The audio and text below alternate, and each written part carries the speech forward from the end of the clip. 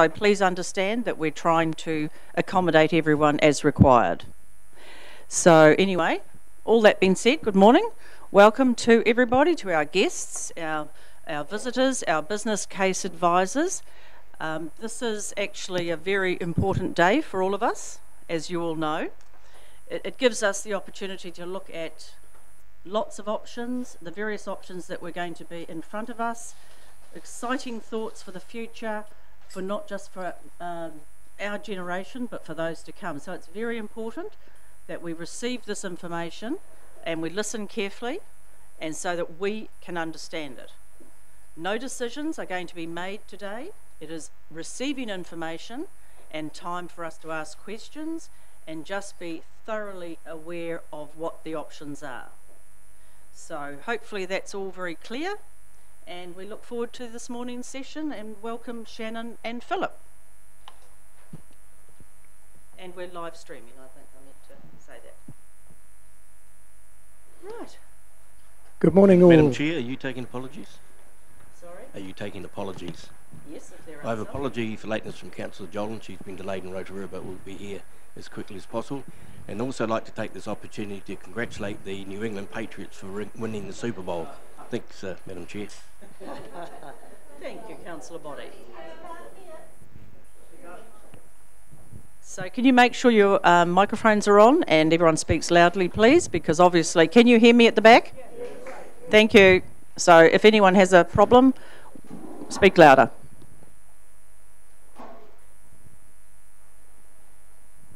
Right.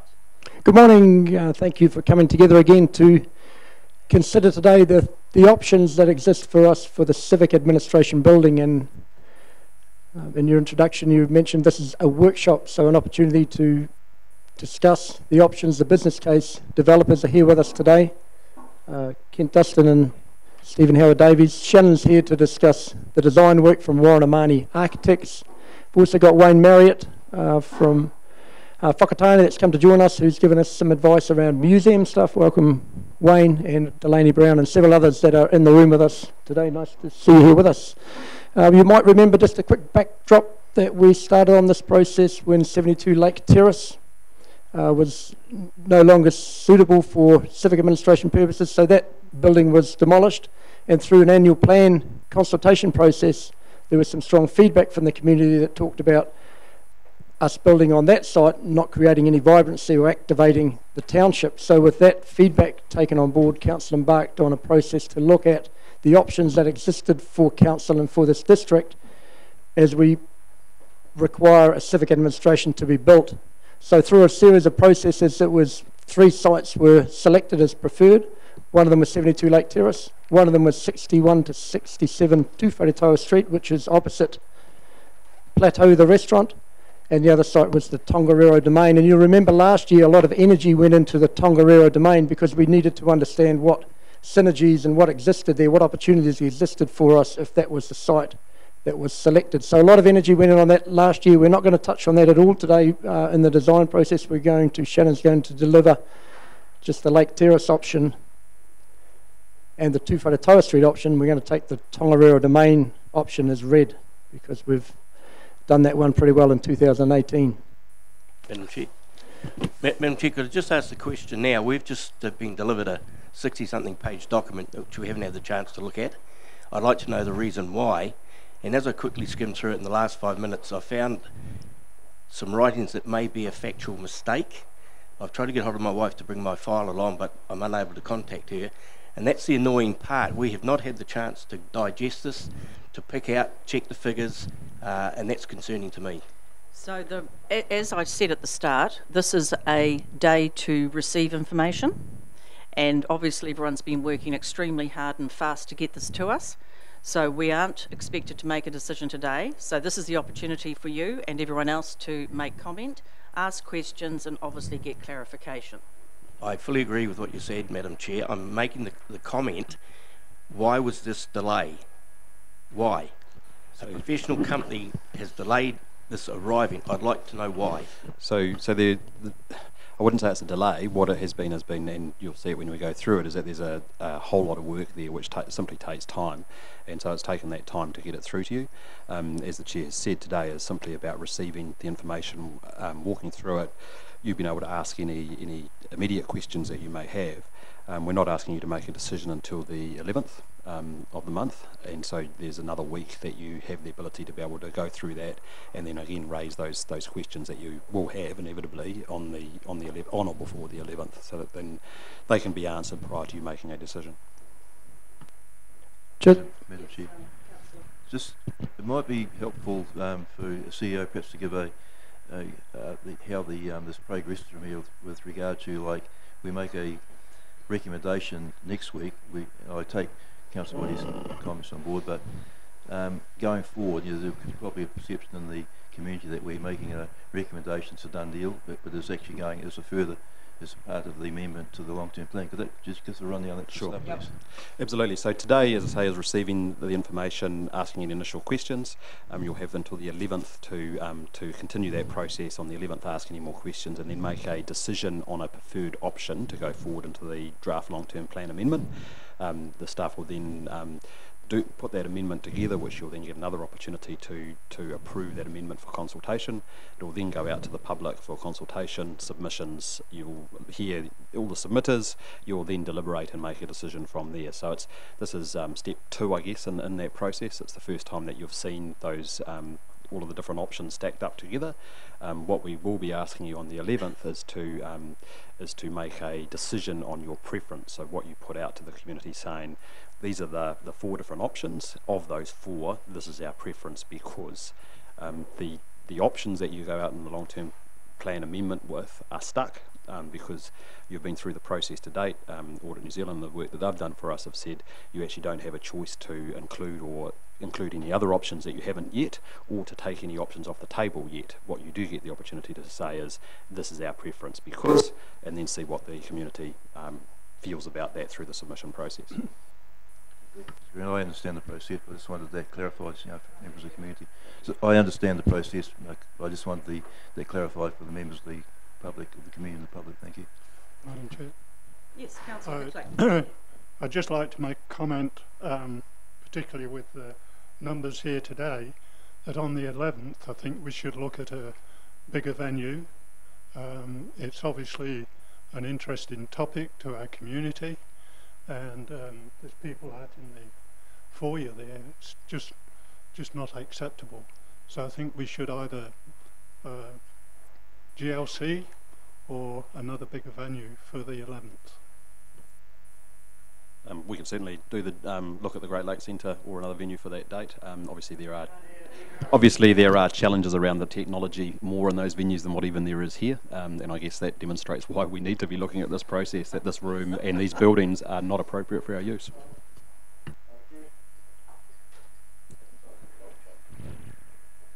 Yes, well, let's move on. Okay, so thank you, Shannon and Philip. Yeah, and just to say that the version that we're receiving of the business case today is a draft version, so whatever feeds out of today and throughout the week is able to be developed and incorporated in that business plan as we move forward. So more on that later from Kent and Stephen, but in the meantime, Shannon's going to touch on 72 Lake Terrace and 61 Tūwharetoa Street site options.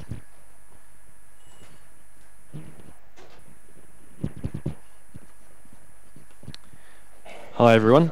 Please scream at me if you can't hear me. It is quite hard to hear if people aren't picking up on the mic, so hopefully I'm loud and clear for everyone. So thank you again for this opportunity to talk about the other 2 sites. I will briefly go through Lake Terrace because that work had been done earlier last year, and a new work which the members of the public haven't seen, which would, and yourselves in terms of depth, which I'll talk a bit further about, is the Tūwharetoa Street site.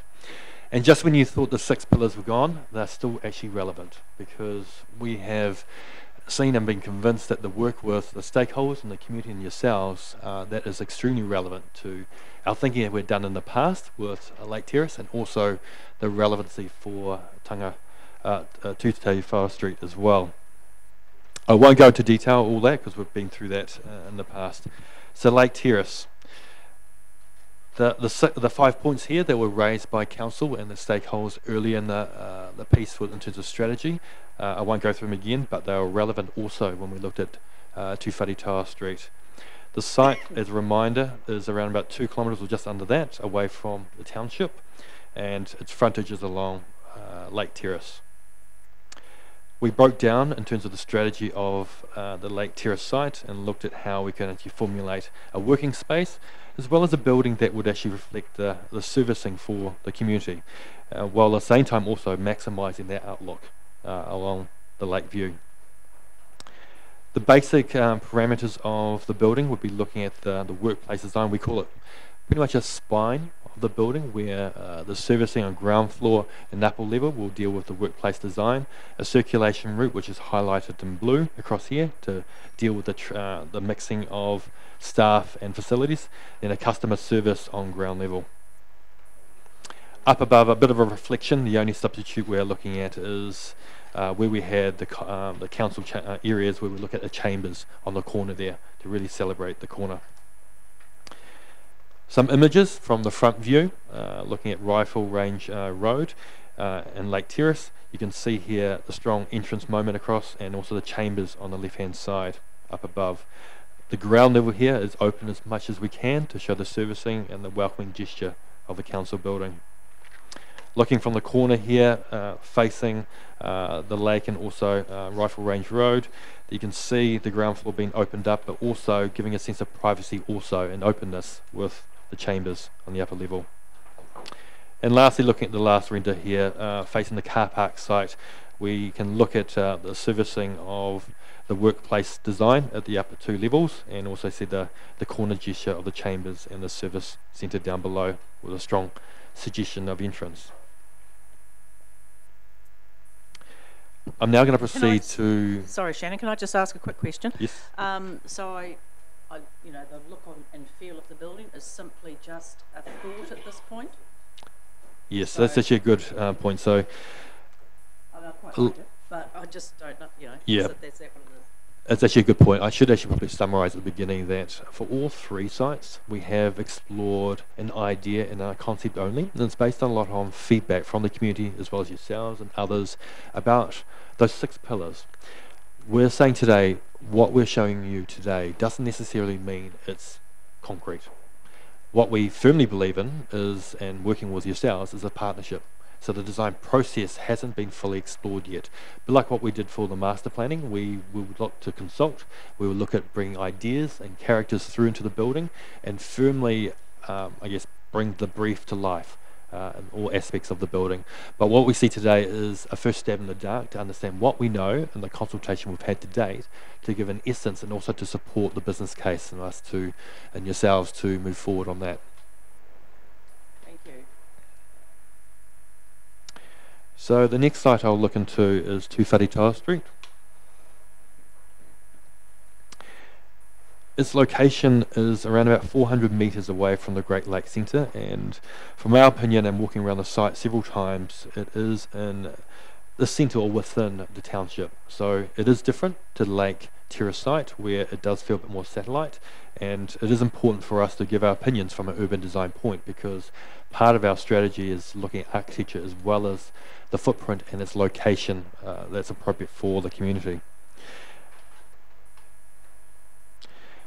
The sites that are for offer or to be explored, we have named them down as 2 sites here. One site, which we've labelled here Site 2, is adjacent to Burger King, which is on the south face. On the other side, which we've indicated as a service lane, which is created by the 2 sites, is called Site 1. That site faces 2 Wharetoa Street, and it's adjacent with a laneway next to farmers. Through our investigations and our evaluations, we had explored both sites and looking at from an urban design point of view and also going back to the 6 pillars about what would be the most appropriate site. We know that for all 3 sites, we've looked at around 2,500 square metres and gross floor area is what the brief has been asked for the council administration building. The site is exactly the same, other than we have looked at, as requested by council, an additional 300 square metres for retail due to its proximity on to Wharitau Street and within the township, and also looking at basement car parking for this option here, because we have removed on the site 55 car parks that exist today, and we look to replace those, and also additional car parking for council.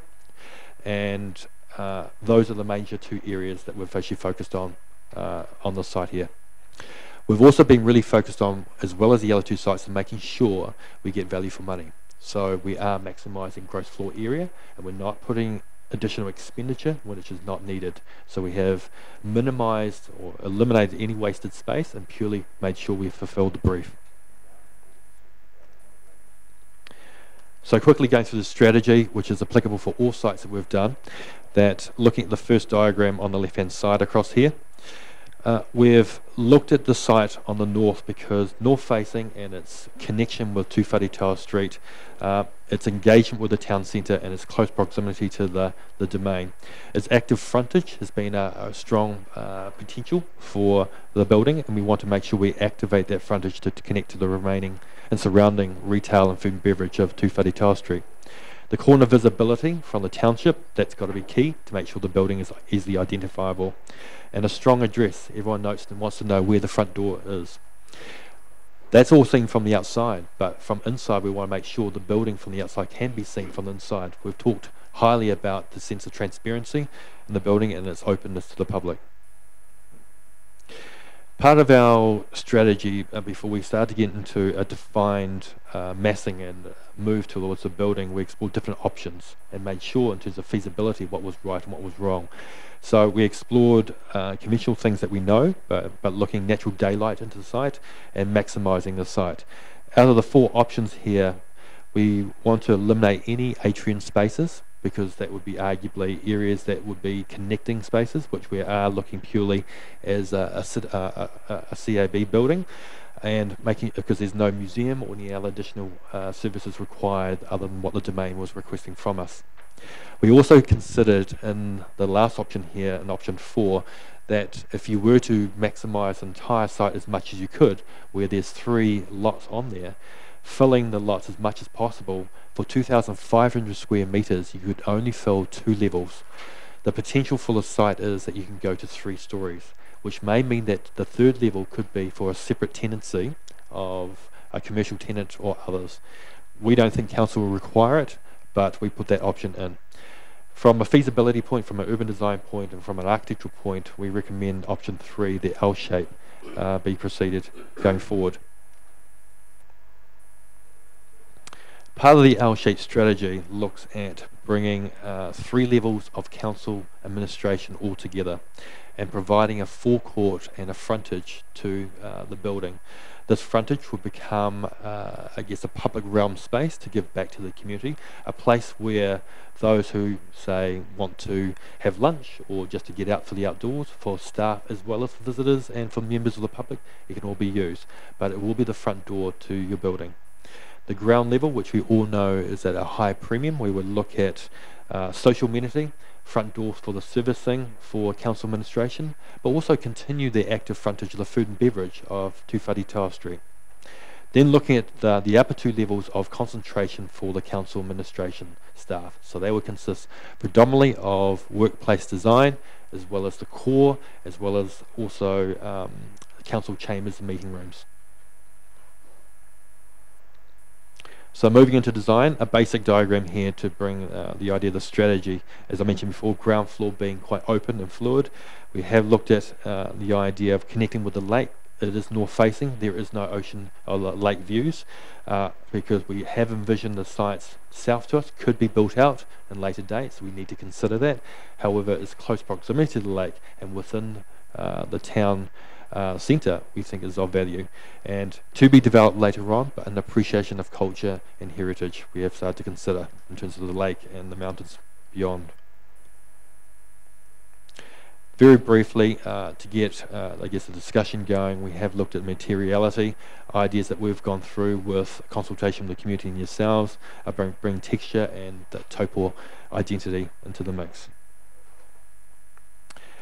Looking quickly at a high level, looking down, you can see highlighted by my cursor here, this is the front entry the entry plaza we're calling. Along Tūwhare Tile Street, you'll see a strong entrance moment across here, with also a laneway that would connect all the way through towards the lake. Burger King is over here, McDonald's over here, and also the Farmers Building. We would create a service lane behind on the south face, which would separate your other adjoining site that hasn't yet been developed. The remaining portion of the site across here, which we haven't actually, I should make note, we haven't fully maximised because we don't think there's any need. We see there as a potential for council to sell off or to develop later, but we wouldn't take it unless we absolutely needed it. So we have taken 2 sites, or 2 and a bit sites of the 3 lots. We have looked on ground floor, basically breaking up into the massing of purpose and function. So ground floor, as I mentioned before, very open, and we're calling it the public green realm. It would be open to the cafe, which is indicated as number 4, and number 5 as food and beverage. So this would be very open to the public, and like I said before, a continuation of the retail aspect of Tūwhare Tile Street. Number 2 highlighted across here, which is very close to the core, would be the main reception, the hosting zone for your main building across here.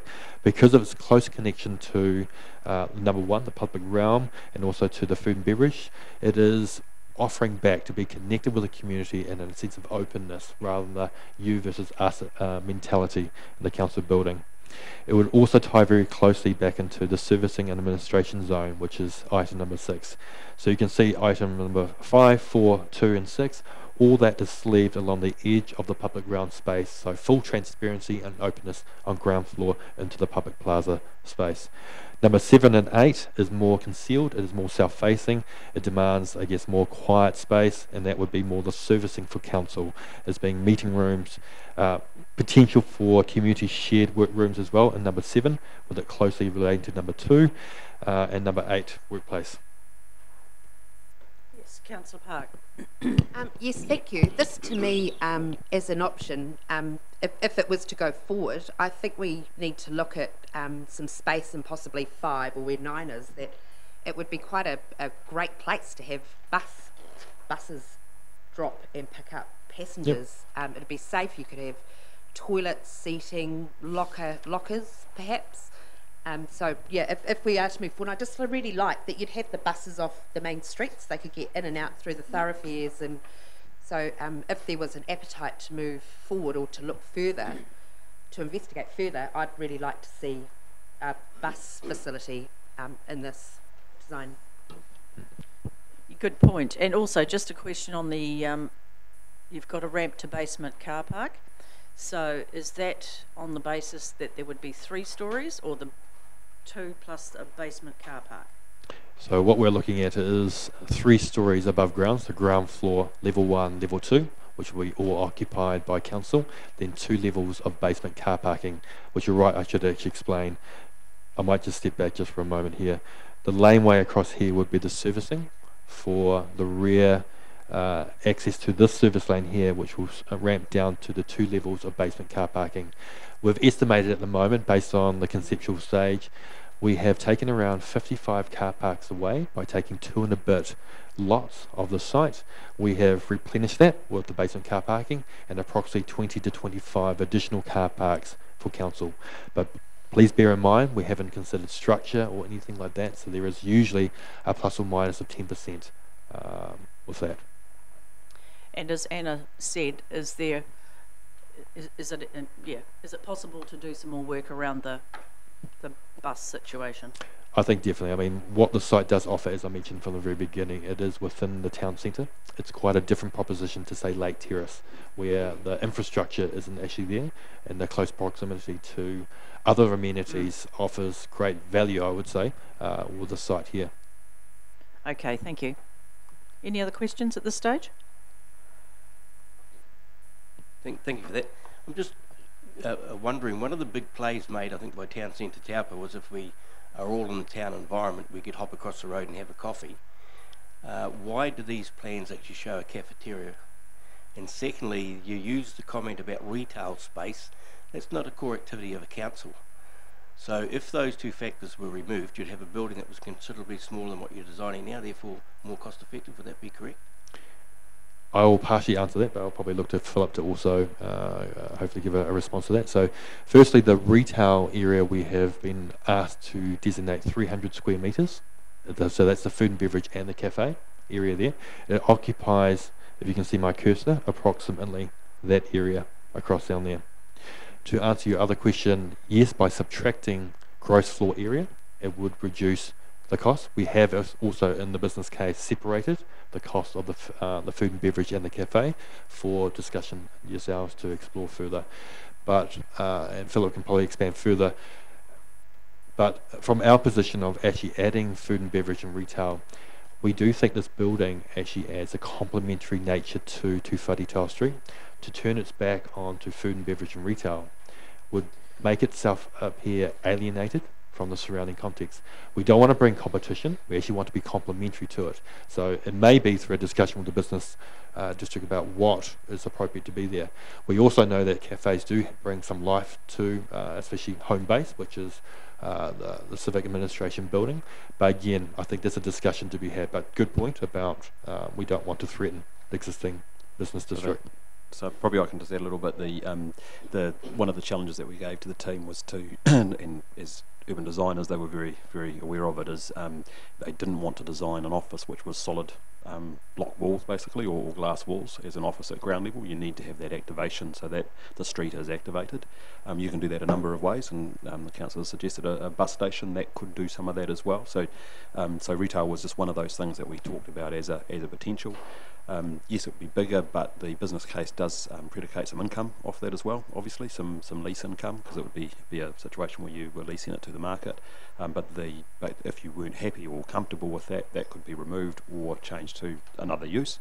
And then the third thing I'd say is that whatever option you have, and in fact wherever you have it, a cafeteria type situation is an essential component of the staff organisation. Now that these days, the ones that I've seen and we've looked at aren't the old style cafe of a tea room. They're very often done as a commercial business, and I'd say most of your head office buildings around the country are that way, because they provide an opportunity for a vendor to come in and create, with 180 staff, create a business for themselves and other people. Yeah, I agree. It's a business case, and there could be it's not about competition. I think it's more about the opportunity could be offered out to current cafe owners anyway. Speak into your microphone, please. Certainly. I would appreciate, just a little less of that. Sorry, but we are trying to talk and listen at the same time, so we do get distracted. So my point was that often in this case, it's an ideal opportunity for a current operator to maybe partake in a cafe or whatever it is, and it wouldn't be necessarily a competition, it could be complementary. And I agree with you that it would probably be essential to do with a council facility like that and other areas around it. It's just the business case. Oh, sorry, John. Just through the chair also, I think we just all need to just keep it at high level as well. These are concepts. Yes. I mean, yeah. But I am still quite keen on the buses being looked at. Absolutely. I'm just wondering, in these two sites, whether the brief was given. I'm not sure about Whare Street, but buybacks and things like that. Neither site has any impediments in regards to district plans, town plans, and whatever, to doing what we're intending to do on these sites. So we'll go through that with the business case. So each site has costs, benefits and risks, and there are risks for each of those sites, from district plan to resource consent. This does fit with the district plan, but it's probably best that we go through that in that business case, which will step through all of those costs and benefits. I got the document earlier, I wouldn't have had to ask the question. Thanks, sir. Any other queries? Right. Thank you. Okay. I'll continue now to the first floor. So we've just moved from ground floor to the first floor. So we have the aspect of now looking down into the plaza zone down below. Hopefully you can see my cursor. We have looked at, and again, this is a very basic strategy of looking at, one, being the workplace design, all across here, the south facing, as well as fronting on the north into the plaza zone.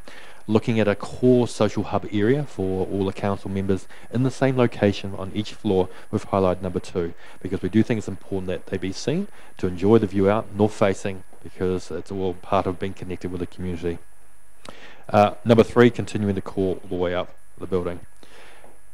There is very little difference in the top floor, which is what we're calling the second floor here. The only difference that we're looking at is the council chambers, highlight number 5 across here. We felt it was important that council chambers do have a presence, but it does require privacy, but openness at the same time. We felt we could lift this up to the higher level in terms of the top floor, south-facing, where it wouldn't have any obstruction in terms of sunlight bleeding into the space, but still having natural light from south-facing. But also security would be important and access to it. So being close to what we're showing number 3 is the core, but easily accessible from the front entrance across here. We thought it was more appropriate to put in that location rather than the front. However, again, we haven't gone through in detail of all this. This is just our high level to get to the position where we are today. Now just quickly jumping down to the basement level. So as you recall, the laneway moving to a service lane that we would create by an offset, a setback from our boundary, to move down to 2 levels of basement. We have rationalised the car parking to the most efficient as possible, so there is no wasted space. So this organised, or this layout is the most efficient with that. And we have 2 levels of basement car parking. You might recall also that I talked about basement car parking earlier on during the master planning. I think it was a question from one of the councillors about cost, which you can look more closely in the business case. It is the most expensive option, but due to maximising the site and looking at replenishing the loss of car parking, there was very little option but to explore basement car parking in the site. So from a high level point here, this is the view from 2 Wharetoa Street. You can see on ground level here the food and beverage, the retail, potential for bus or other public kind of amenity and openness and ground floor here. Looking on the corner, the strong gesture of welcoming and entrance of the public plaza, a beautifully landscaped area where all can use, including the people within the building itself. And then looking at 2 levels above, which will be council administration services, lined up in those top 2 levels across there, with all a view back down to the lower level. Now looking from behind, this is the view where the service lane is in this location here, and the laneway into Wharetoa Street further beyond over here. We don't consider that any building should have a rear, because this building still is going to be appreciated from those who are walking from the lake and walking through. So it is also those who occupy the building as well and come to their front door. This is still a portion of the building that people will see and appreciate and will love. So we have thought about what people from afar, close up and within the building will be feeling and will consider. So seeing inside the building we think is absolutely critical for the function and celebration of the building. Then lastly, the render view from the corner to Wharetoa Street, looking at the strong gesture of the building itself. We think also your identity is really important, and again this is holistic at the moment, but we want to explore ideas of how culture and social aspects can bring into the idea of home for council building. But you can see strongly here a focus on the corner to make sure the building really locks in within the town centre. So that's a very quick overview of the 2 sites, and more brief with Lake Terrace, but more concentrated on 2 Wharetoa Street. Thank you. Sure. Thank you, Shannon.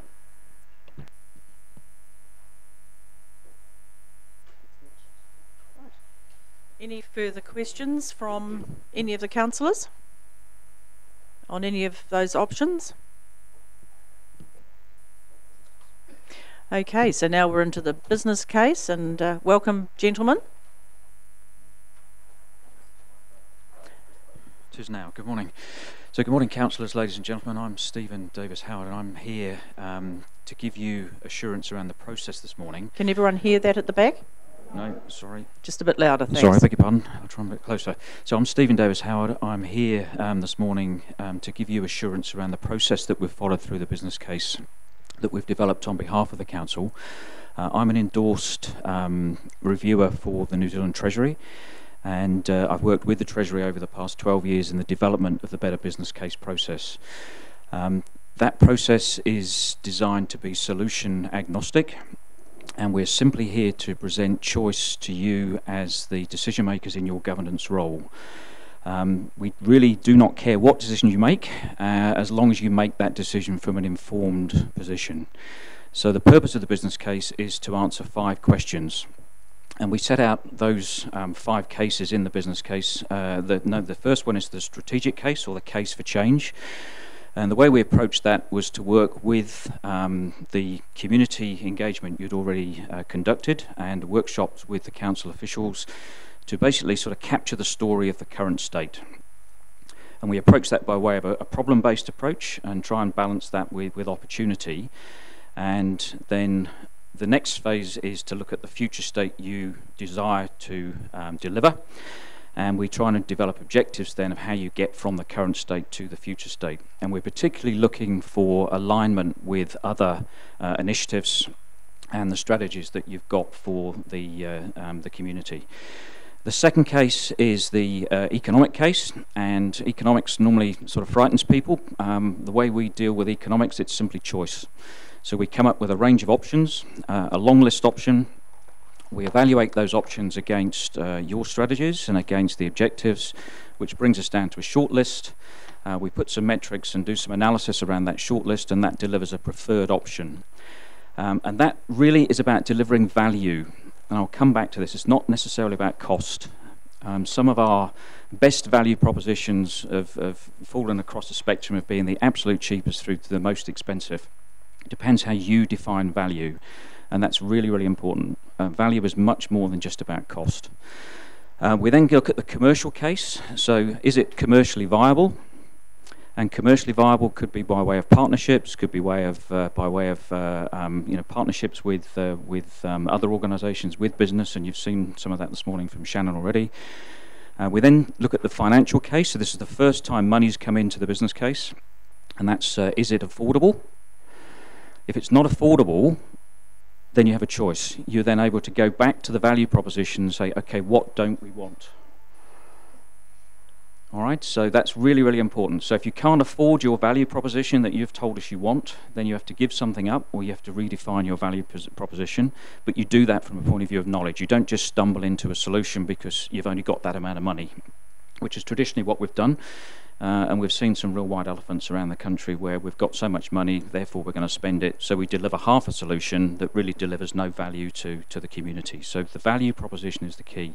And then our final case is the management case, which is it doable? And again, we've got examples where we've got an awesome value proposition, an affordable proposition, but it simply isn't doable with the resources that are available. So that allows you to then sequence things, and you can rack and stack all of the initiatives you've got within the various plans and work out where this fits to make it affordable, to deliver the value proposition, or to make it deliverable with the resources you've got available. So to recap, is there a compelling need to do anything? And if so, why now? What solutions delivers the best value proposition? Is it viable? Is it affordable? And is it doable? And that's what we've tried to set out in this draft business case, and I stress it's a draft. It's presented to you this morning so that you can now hear what we have to say about it, question us. We've then got time to go away and reshape that. And if there are factual errors, please, please, please point them out. Hate to see factual errors, including spelling mistakes. They make me not sleep at night. And then hopefully that allows you to make an informed decision, which then can be implemented. So again, the business case is not the project delivery plan. It's not detail. The financials are there for comparative purposes. So we try and allow you to compare apples and oranges and pears. Not just, and my best colleague, a colleague that helped develop this, reason we came up with that comparator, he said, I get fed up with one business case coming on the back of a cigarette packet, the other delivered by a truck. How on earth can I compare the two? Some, the cigarette packet one might be needed today, the truck one might be needed in 10 years, but it's the same money, I've still got the same resources, how on earth do I compare them? So that financial case is about giving you a level playing field. And some assumptions are in there as well, which you'll see, which allow you to just make that comparator. They're not final costings from the information we have. So any questions for me on process before I hand over to Kent and he'll talk through the detail? Good, thank you. Kia ora everybody, is the microphone working? Okay, all right. So I'm the lucky guy who got to develop the business case. So all spelling mistakes are mine. I take responsibility for those now. Firstly, I'd like to just comment on the process and how that works. The brief that we were given was to explore the location options for the Civic Administration Building in the context of the strategic directions in terms of the development of the town centre and the possible development of the cultural precinct. Now, in that sense, all of the analysis within the business case is ours. We have obviously depended quite crucially on the information that has come out of council offices and that has been various bits of analysis that have been done over the years. However, at no point were council officers advocating for particular solutions. That is up to the business case process itself. So the council has largely trusted us to go through the process, do the analysis and come out with a recommendation. The recommendation that you've got in the document is one that is based in the logic of the business case itself. Okay, and so what we're going to do is we will cut to the chase relatively quickly. We will give you the punchline, if you like, and then we'll work through the analysis piece by piece to see how we arrived at that particular conclusion. Please feel free to ask questions as we go. If they're to do with how the process works, then Stephen will be able to answer those. If it's to do with the detail of the business case, then I should be able to talk to those. And Philip will be able to answer the stuff about how this fits in the sort of the wider context. Just before we get into that, there are a couple of thank yous. Councillor Body, I recognise your concern about the arrival of the document. We intended to have this to you earlier. It was still being worked on at 11 o'clock last night because we had quantity surveyor information come in with new costings quite late in the day, just before 5. So this has been a process of trying to get the information to you as quickly as possible. Now, this process of having a workshop at this stage in the business case, when it is still just draft, is what we regard as best practice. So essentially what we're doing is we're walking you through it, getting your feedback and your thoughts, so that all of those can be incorporated into the version that you can then make a decision on. So this is an intentional process. It would have been useful to get you the information earlier, but such is life. So, without further ado, I'm going to go through the document into the executive summary to start with. So if I can just take the first couple of pages as read. So that's the introduction, which says that we are comparing 4 options. The table of contents that navigates you around the document, all 67 pages of it. Okay, so what's the problem to be solved? This is a series of interlinked problems and opportunities for the council. The current challenge is that the council, as we all know, is displaced from its previous facilities because of asbestos and earthquake issues. It's safe to say that the old building seemed to be, from what we understand, at the end of its life. The council is now split over multiple buildings in multiple facilities, and a bunch of those are substandard, and it is causing both efficiency issues for the council and effectiveness issues for its operations. The context is that the council's embarked on a master plan which will influence what can occur in the Tongariro domain. The opportunity exists if the council were to look at locating a civic administration building in the domain to see whether there are synergies to be achieved. Alternatively, the council can locate a civic administration building within the CBD or back on the original site at Lake Terrace. All of those things were kind of analysed on their merits. So, we ended up doing 2 things. Firstly, we had a look at the various shortlisted options. Option 1 was a long-term lease. Now, essentially that says that the council shouldn't be in the business of owning buildings, that's a job for private sector developers, and that we would simply look to lease a new facility that could meet the council's functional requirements. So we'll come to those functional requirements a little further down the track. Option 2 was Lake Terrace, go back and rebuild on that site. Option 3 is 2 Wharetoa Street. Option 4 is the Tongariro domain as proposed in the master plan. Back in about towards the end of 2017, the council also evaluated a further 8 options, ranging from Gascoigne Street to the North Domain and a bunch of other stuff. These were discarded for various reasons, mainly to do with functionality or fit with the district plan. The reasons for those being discarded back in October 2017 are in the table there. They have not been re-examined, so we've not gone back and relitigated decisions that have already been made. Then essentially we put those 4 options through a 2-step analysis. Step 1 was to look at the financial costs and benefits. Now really that's a case of looking at the capital and the operating costs, and those were based on the quantity surveyor estimates that came out for each of the options prepared by Warren and Marnie. We've also looked in that process at potential revenue sources and then done a long-term analysis of that. Step 2 was to look at the non-financial benefits that could be achieved. So these are things other than the hard money, and they have to do with how does this foster development of the town. Thank you. Councillor. In regards of your financials, long-term lease, what was the length of time of the lease? The length of the time, so all of the analysis is over 20 years. 3 years, thank you. Yeah.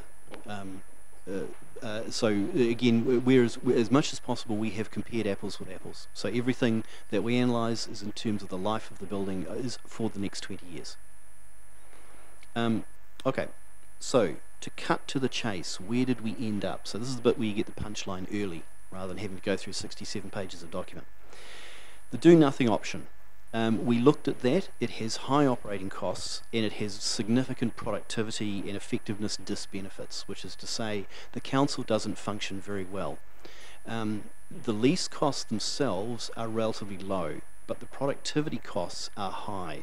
So what you're saving in leases at the moment, you're losing in productivity and effectiveness.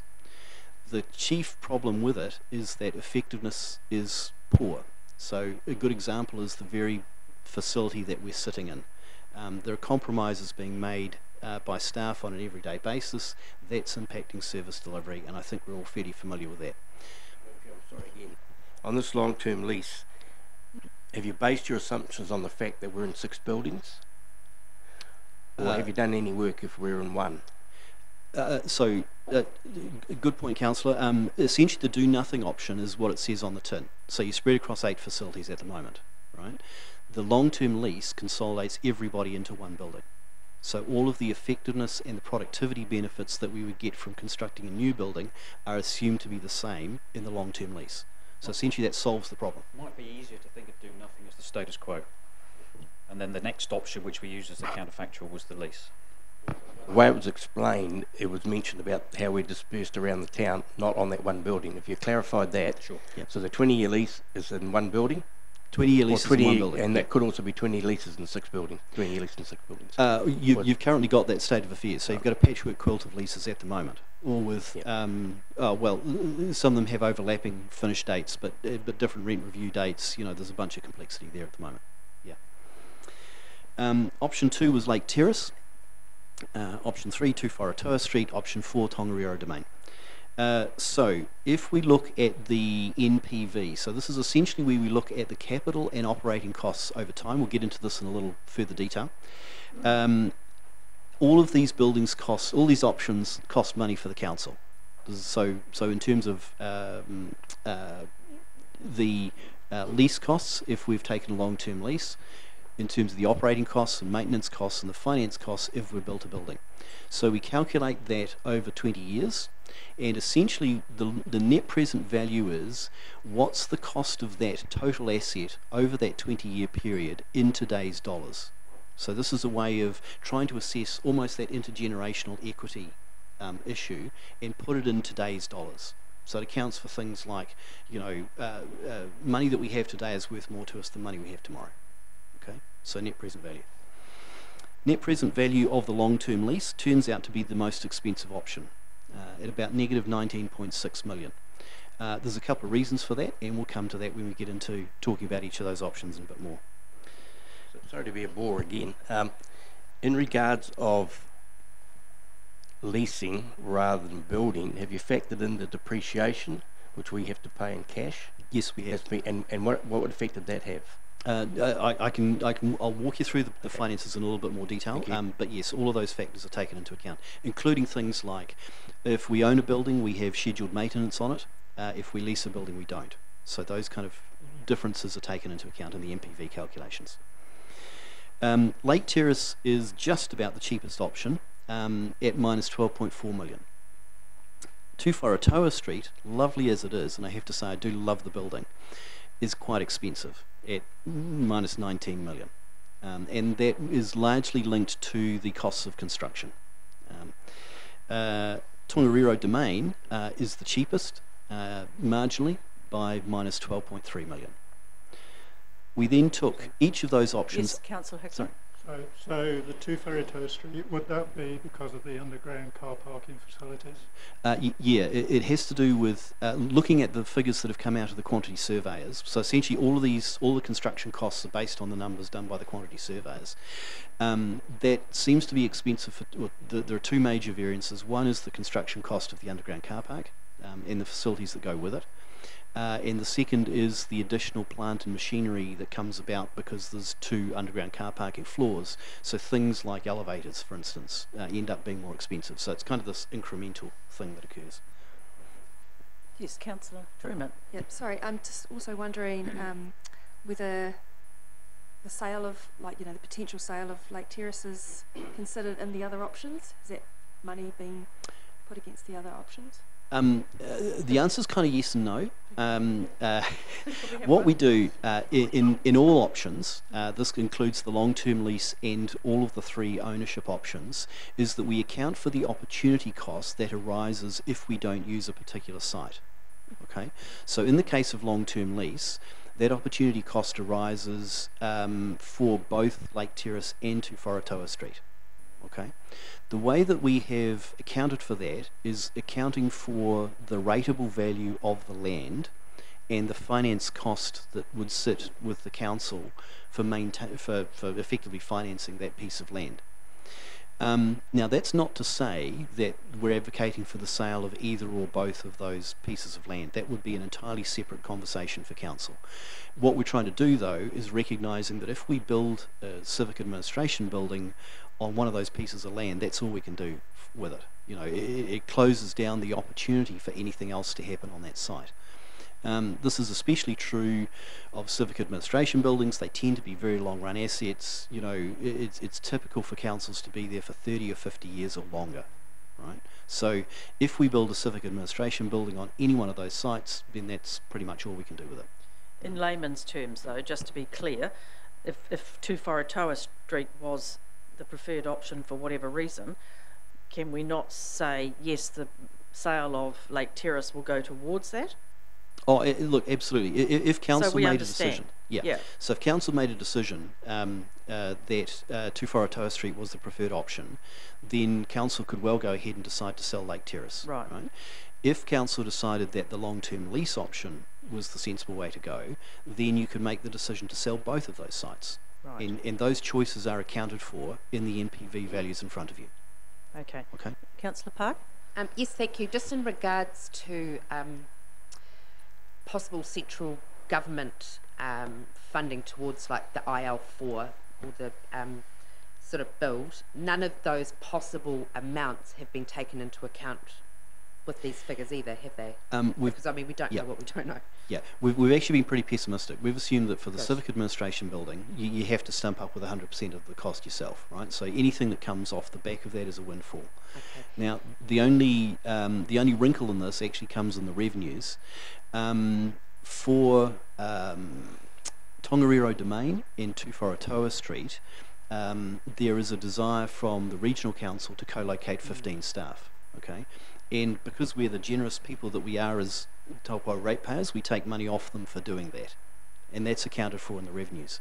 Now, there's a limitation, I understand it, with the number of staff that can be on the Lake Terrace site, and so that's not an option for Lake Terrace. Okay, can I just add further to that? If, for some reason, the long-term lease was the option, if you are leasing a building, can you still have the same access to central government possible funding for like IL4 or whatever as you would if you own the building? The answer to that's pretty much going to be no. Right. So we'd actually, another risk of long-term lease is access to central government funds possibly. Yeah, because essentially it's just a pure operating cost. The money that central government would give you for, you know, a facility upgrade of that type is a capital injection. Okay, right? thank you. And the odds of anyone at Treasury approving a capital injection to a private sector company to build IL4 for you is, yeah, I wouldn't hold my breath on that. Okay. Yes. Not good. At present, the council building on their latest valuation is 2.1 million. The exercise that I've done, if we built there and it was 15 million, and we had our cents in the dollar at the moment, just for the general rate, it would be 72,000 that we would pay. How does council fund rates to itself?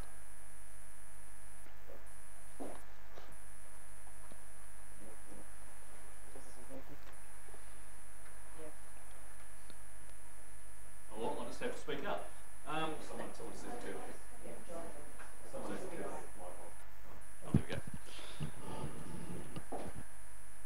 Yeah, I'm not sure whether I've 100% understood the question, John, but in terms of, so we do incur rates costs ourselves. So, for example, in the leased buildings we're in, that's we end up paying the rates on those. So effectively we just budget for that, and when we set the rates, that covers that.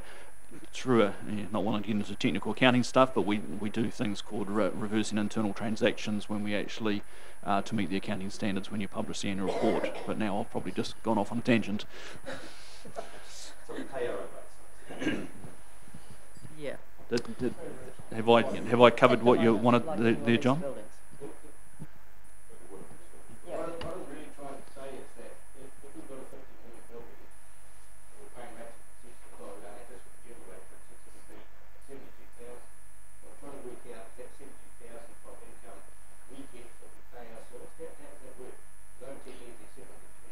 Yeah. If I'm hearing Neil correctly, it just basically goes around in circles. Right, council pays itself.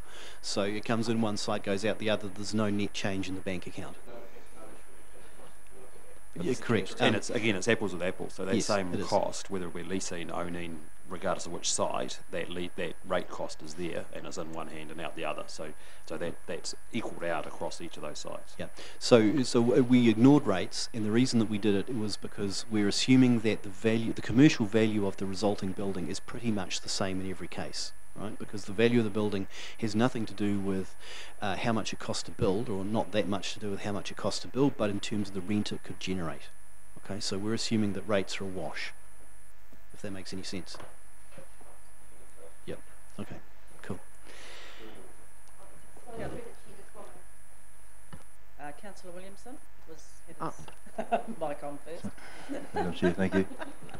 Just with the 2 Whakatau Street option, the $90 million net present value rating, is that obviously everything's based on square metre rate, you know, building, how big you want to go? Or with the, for example, with the retail space that's been included, obviously that would be significant or insignificant in terms of the overall getting return on leases and retailing.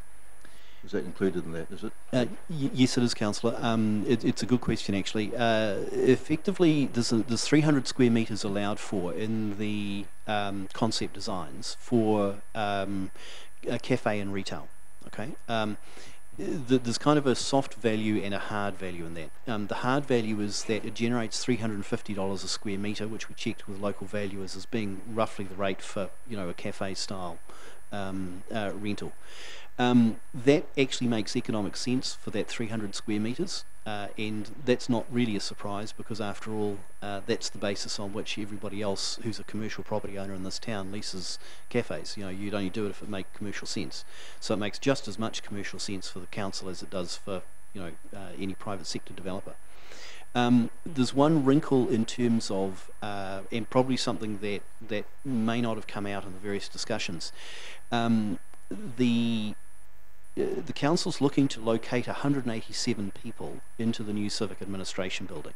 It's only actually providing 140 workspaces, okay?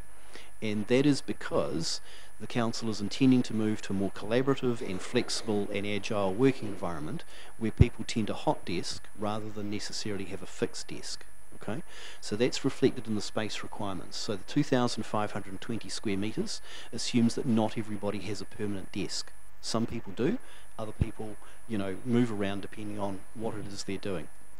Now, one of the effects of that is that the number of meeting rooms and the size of meeting rooms is smaller than you would anticipate for 187 people. And the reason is because there's a cafe.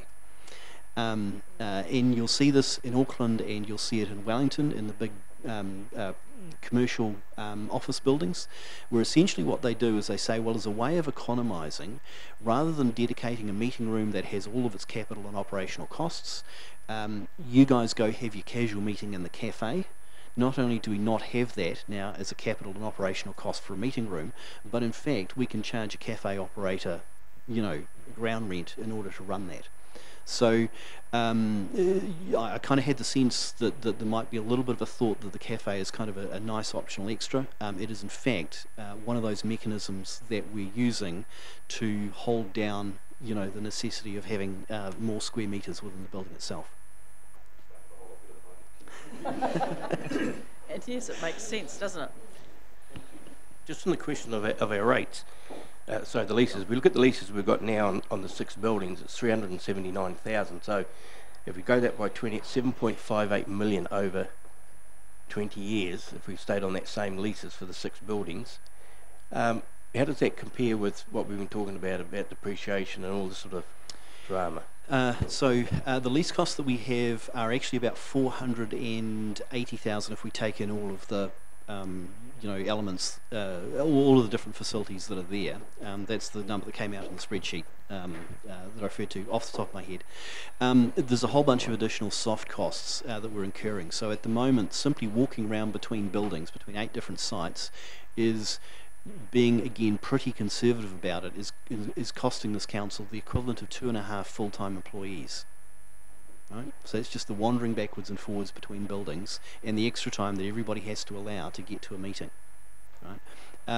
There's a whole bunch of inefficiencies in there. Stuff like at the moment you're paying for you know, stairwells and reception areas and toilets and kitchen facilities and what have you duplicated. They're too big in some places, they're too small in others. You know, it's a really inefficient way of working. So by the time you look at it from the point of view of there's 2 aspects we always look at in a business case. One is efficiency, which you can generally pull down to a dollar value, but the other is effectiveness. Right? So at the moment, the council, from the point of view of efficiency, doing nothing is just as expensive as doing something. Okay. From the point of view of effectiveness, however, at the moment you don't have an aisle for, you know, facility. So, you know, it's a case of going, if that's an important requirement for the council, and I'd suggest that post the Christchurch earthquake, post the Kaikoura earthquake, you know, we can look out the window and see the volcanoes. It's probably quite an important thing. So some of it is to do with efficiency, some of it's to do with effectiveness. Possibly, Council Body, the differences, and I see you're concerned about the difference of what you know with the lease costs and what we're talking about now. Just to help on that, it may well be, and I'm assuming it will be, the cost of the hub has been included in there. So at the moment, we collectively as ratepayers are paying for the hub, which holds DGLT, EGLT, events, and some others. And part of the plan of that is is moving them into whatever the solution is as well. So that'll be the difference that you're thinking of. Well, that's definitely something that's been brought new to the. We've always talked about that. Okay, so that's always been factored in. So that makes up your 400 and something. And it makes up the 187 staffers, our current TDC staff, EGLT, DGLT, WRC. So all of the acronyms.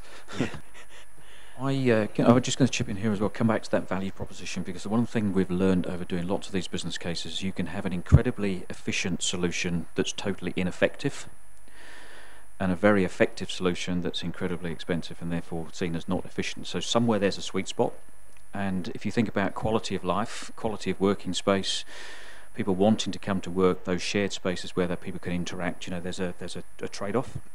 and you've all dived straight into the numbers, which I said we don't do in the business case. You're already in case 4. I'd like to sort of lift you up a bit. Kent will talk about the financial case when we get to it, but if we can come back to the value proposition, then I think you'll answer a lot of the questions that you're teasing out as we go through. Yeah, it's exactly as Stephen said. The poster child for this is trying to do a business case for a hospital, right? And you go, what do we want? Do we want a cheap hospital, or do we want people who don't die? You know, and somewhere there's a sweet spot between those two things. Okay, we also looked at the non-financial benefits, and these included things like the degree to which the development would foster the town centre, the development of the community, and whether there's reuse of the community spaces. Lake Terrace is the least preferred, simply because of where it is. It doesn't really do much. It's just an office building sitting partway down Lake Terrace. There's not much community reuse of the facilities. It's kind of out of the flow, right? So that was rejected relatively quickly. The same problem actually applies to the long-term lease options, in the sense that because we'd be a tenant, our ability to reuse some of those spaces might be relatively limited. That would be a case of negotiation with the landlord, but we're not really fostering anything in particular there. Tuwharetoa Street has some great CBD attributes, and fostering the commercial activity within the CBD is a worthwhile thing to do. So despite the fact it's the most expensive option, it's one that will certainly help the town grow. The greatest benefits actually come from Tongariro Domain, and the reason is because largely because we also end up with a cafe downstairs. We end up with a mechanism that pulls people into the cultural precinct and into the civic plaza, and we end up with a lot of community space. So because of the nature of the layout of the building, community meeting rooms can be reused between the community, the council and the museum in a fairly effective and efficient way. The linking atrium between the two buildings allows a bunch of community usage that doesn't happen in any other scenario. And because the intention with that is to move the eyesight into the bottom of the new civic administration building, what's currently the eyesight can get repurposed for community purposes. So in terms of community synergies and impacts, Tongariro Domain stands head and shoulders above. So when we combine all of those together, what we ended up with was Tongariro Domain has marginally the lowest costs, but it has significantly the highest non-financial benefits. So that's why it's the preferred option within the business case. Everything else is merely analysis. Does that make a little bit of sense? It's very useful. We'll have a wee break shortly. Is now a good time, or would you like to continue till, say, 11:30? Just have a 5-minute let's just have a look break. One more slide, and then we can break there. Okay. Yes, Councillor Hickling? So all the business case scenarios have been done on B for the preferred option of the Great Lakes Centre. If you option B of the master plan, yes, yes, they have. Yeah. None of the others have been gone through an assessment. No, on the basis that council preferred that option previously, so we haven't gone back and relitigated that at all. We've rested on that council decision. Yeah. So, can we? Are you saying we can or can't revisit the options?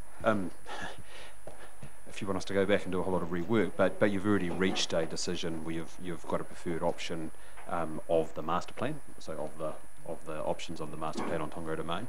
I guess it's about how often do you want us to go back, because it costs more money every time that we do and reassess something. So we've done it based on your decision. If you were to change that decision now after deliberation, we'd have to go back and redo the whole thing again, which would be a considerable cost. So. I might just chip in there actually to have that master plan. I think you're to be congratulated on that, because that gave us a very, very clear steer in terms of what you wanted for the community, and we were able to pitch that alignment that we were looking for. You can always relitigate, you can always revisit, but actually it helped us enormously, and there was a real sense of purpose that came through from that master plan. Okay, well, we can perhaps discuss that anyway at a future. Yeah. I'm kind of thinking the same as you. Yes, Kirsty? Sorry, just one more question too. Just with the Tongariro Domain option, so does that also include, so that 12.3 million, does that also take into consideration potential funds that we might have from outside agencies? Or no? So That's still just the come off building, that? I think. This is That's just the building. That's Yeah. solely the building, yeah. Yep. Okay, Yeah. so As part of the greater plan. Probably need to clarify as well, we're just talking about the administration building. so that's Yeah. not the not museum museums, part, not or it's not that. GLCs. Yep, okay, Yep. thank you. No. So the purpose of this slide, the timeline, was to then situate how would this work with the wider development of the cultural precinct. So what order do things happen, at what rate does money get spent, you know, that kind of stuff. Project management happens along the top. Included in project management is also the stuff to do with consenting, Reserves Act approvals, you know, all of that kind of good stuff. Civic administration building would be designed through to the end of about 2020 and then constructed in 2021. The opportunity then exists to add the museum on the side of that, and that's where external funding could be found. Right? And we get into that in a little bit more detail further into the financial case. Story Place. Just through the chair, I'm sorry to interrupt you. So on page 45 with the cultural precinct configuration, the 12.3 is solely for the admin building. It's not taking into account the grandiose sort of bold sort of vision we were looking at.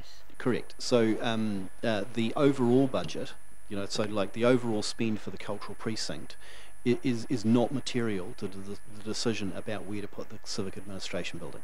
Yeah, I just think that point's quite important, Yeah. because, you know, if you're looking at this cultural precinct, which we've all been calling it, but it's actually about the admin building only, not like the full Monty or anything else. So when you actually look at whether the cultural precinct is the preferred option or not, it's probably maybe a bit misleading, or we're going to have to be careful how we communicate that if it becomes a preferred option, because it doesn't actually include the bigger vision that democratically was had. Yeah, so the purpose of this business case and the thing that the Chief Executive was entirely clear about throughout the process is that this is about the decision about where to put the civic administration building. The master plan and the cultural precinct is a piece of context, and from our point of view, the only thing we look at is, are there some of the goals that were intended to be achieved from the master plan, from the cultural precinct, that could be aided by locating the civic administration building there, right? But the decision is, where do you put the civic administration building? So just through the chair again, so going back to what Councillor Hickling and our Deputy Mayor alluded to, it's actually not about if it's option B or D or wherever in that Tongariro domain, it's about the cost of having it in that area. The costs and benefits, yes, and you're entirely correct, Councillor. From the point of view of the business case, we really don't mind which of the options, you know, is pursued, because pretty much that's a question for the urban designers. It's actually a Warren and Marnie question about whether the synergies can best be realised with the various options that they presented. Their view was that option B offered the greatest benefits, and so we simply followed that.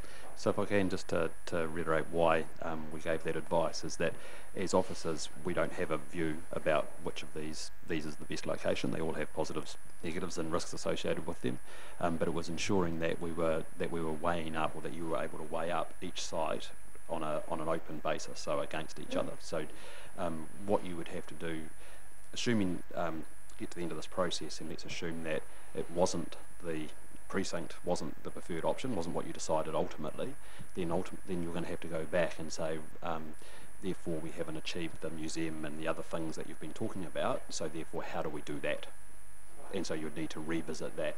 Now that's absolutely fine, but we didn't want to complicate and make you make a decision that was the best option based on something which didn't have anything to do with a council building, which I think is clearly what the community had been asking us to do. Yep. Right. Okay.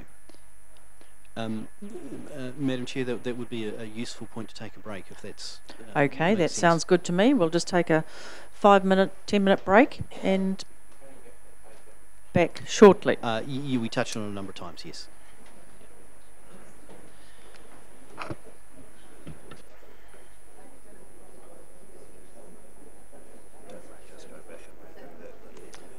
option D is the good one. It's the one that everything's together. And it's to go back and redo the whole thing. Yes. You still have to get back to the same place that you go. I took it to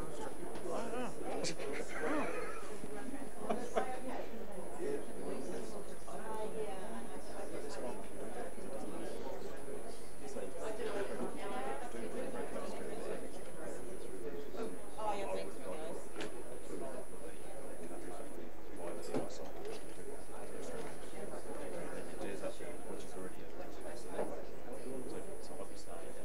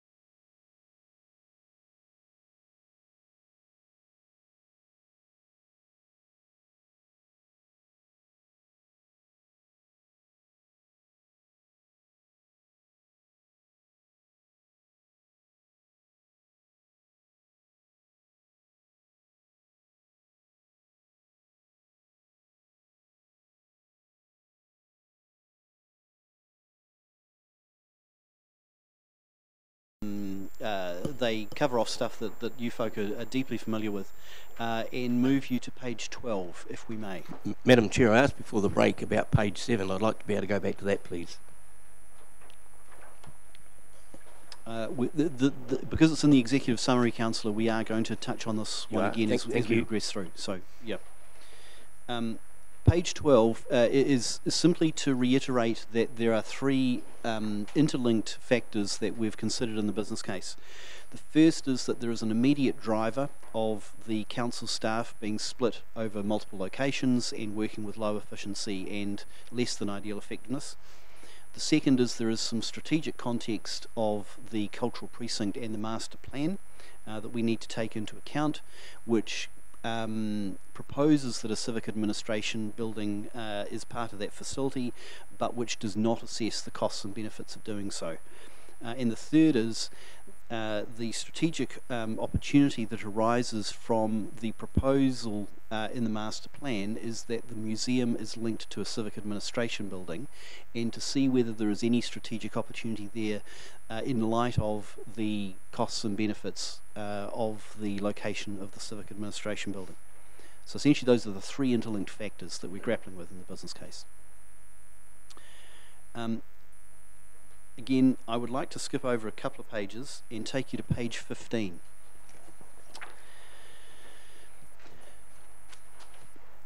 Page 15 talks to the issue of where the staff are and how we're looking to accommodate them. So this is the breakdown of the 187 staff, which includes incidentally 15 Waikato Regional Council staff.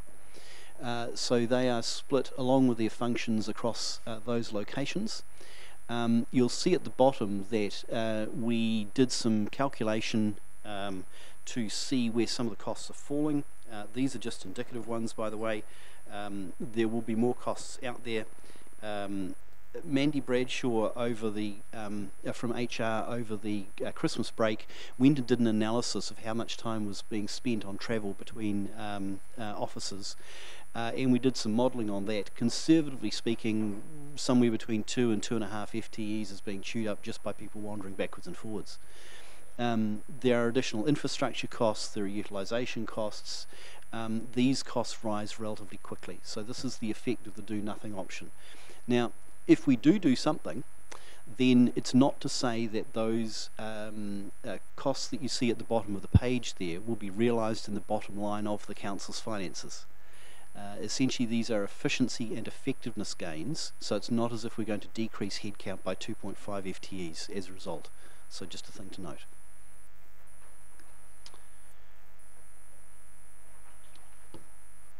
Okay, page 16 describes the domain current state, which we will again move through.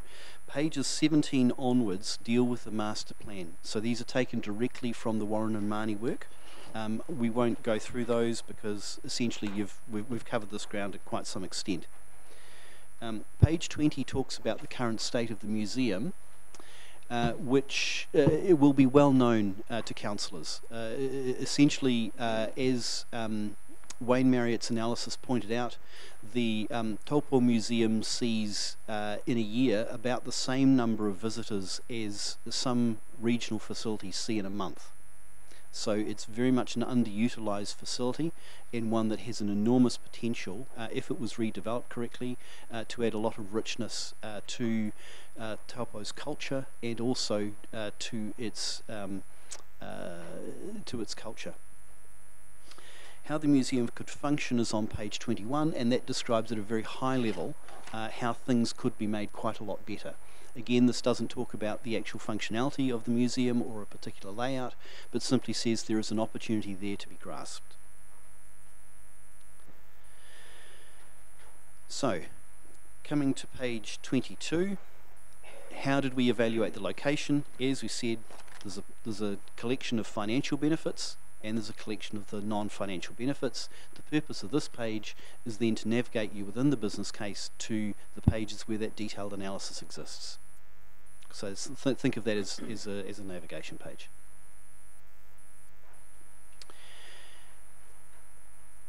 The Page 23 deals with strategic alignment. There are two pertinent things. One is obviously the long-term plan, and the other is the commercial and industrial infrastructure plan. We checked against both of these, and what you are doing is, or the investment you are contemplating is well aligned with both of those strategic documents.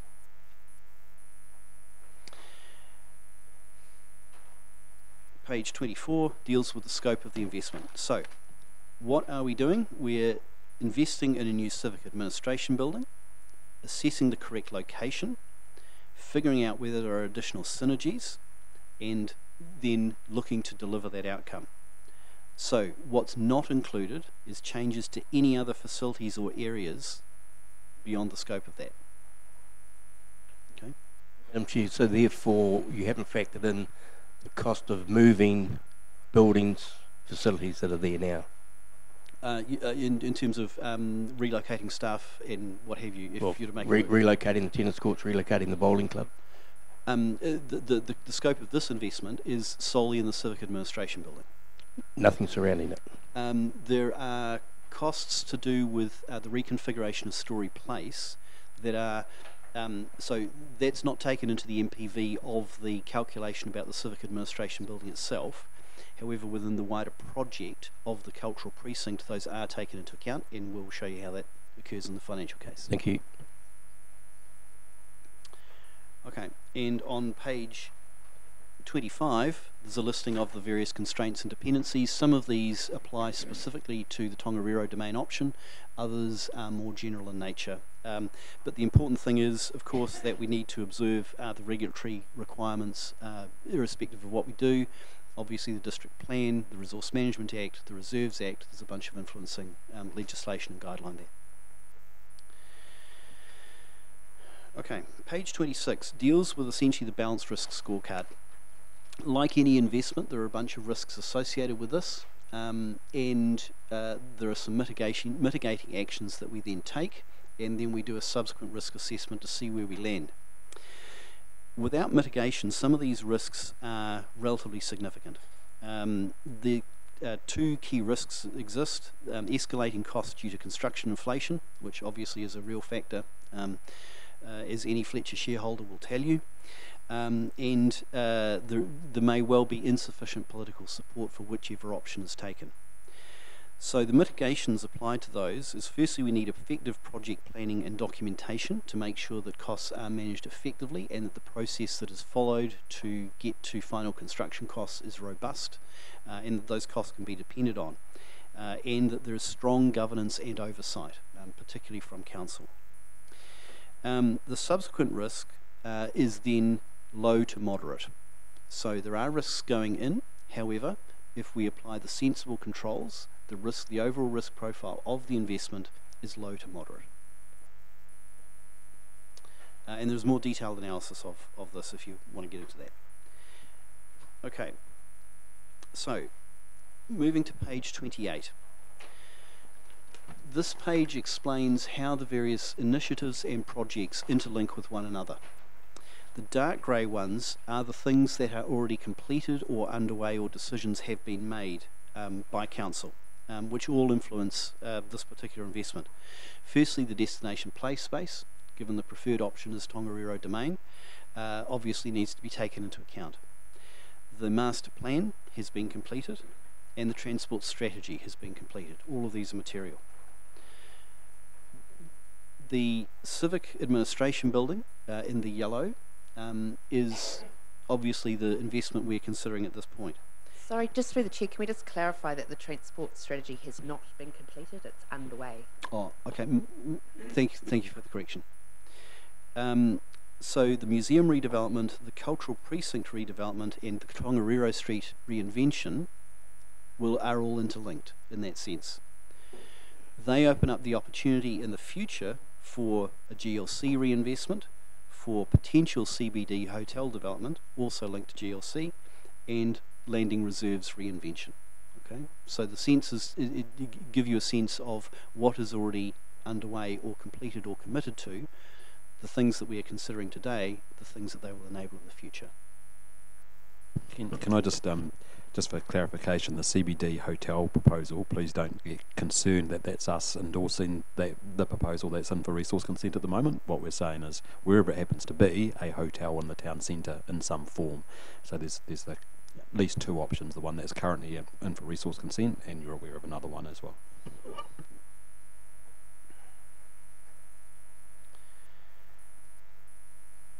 Okay, page 29 discusses the process that we went through to develop the options for the cab location.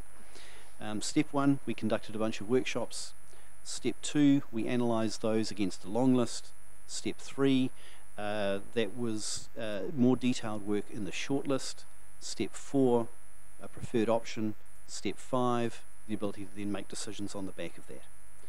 The investment options are essentially the rule that we use to test against each of the options to see what would deliver the greatest benefit. And the critical success factors are the ones used by Treasury to test that we can actually do what we say that we're going to do. So that's things like strategic fit, whether it represents value for money, whether there is supply capability, whether it's affordable, achievable, and meets the regulatory compliance. So essentially this just explains the process. Page 30 you've seen before. This covers the 4 options plus the discarded long list options. Page 31 discusses the working methods which fed into the functional requirements for what the space, the amount of space required. This is how we get from 187 people to 140 fixed desks. So it describes a little bit about the agile working methodology.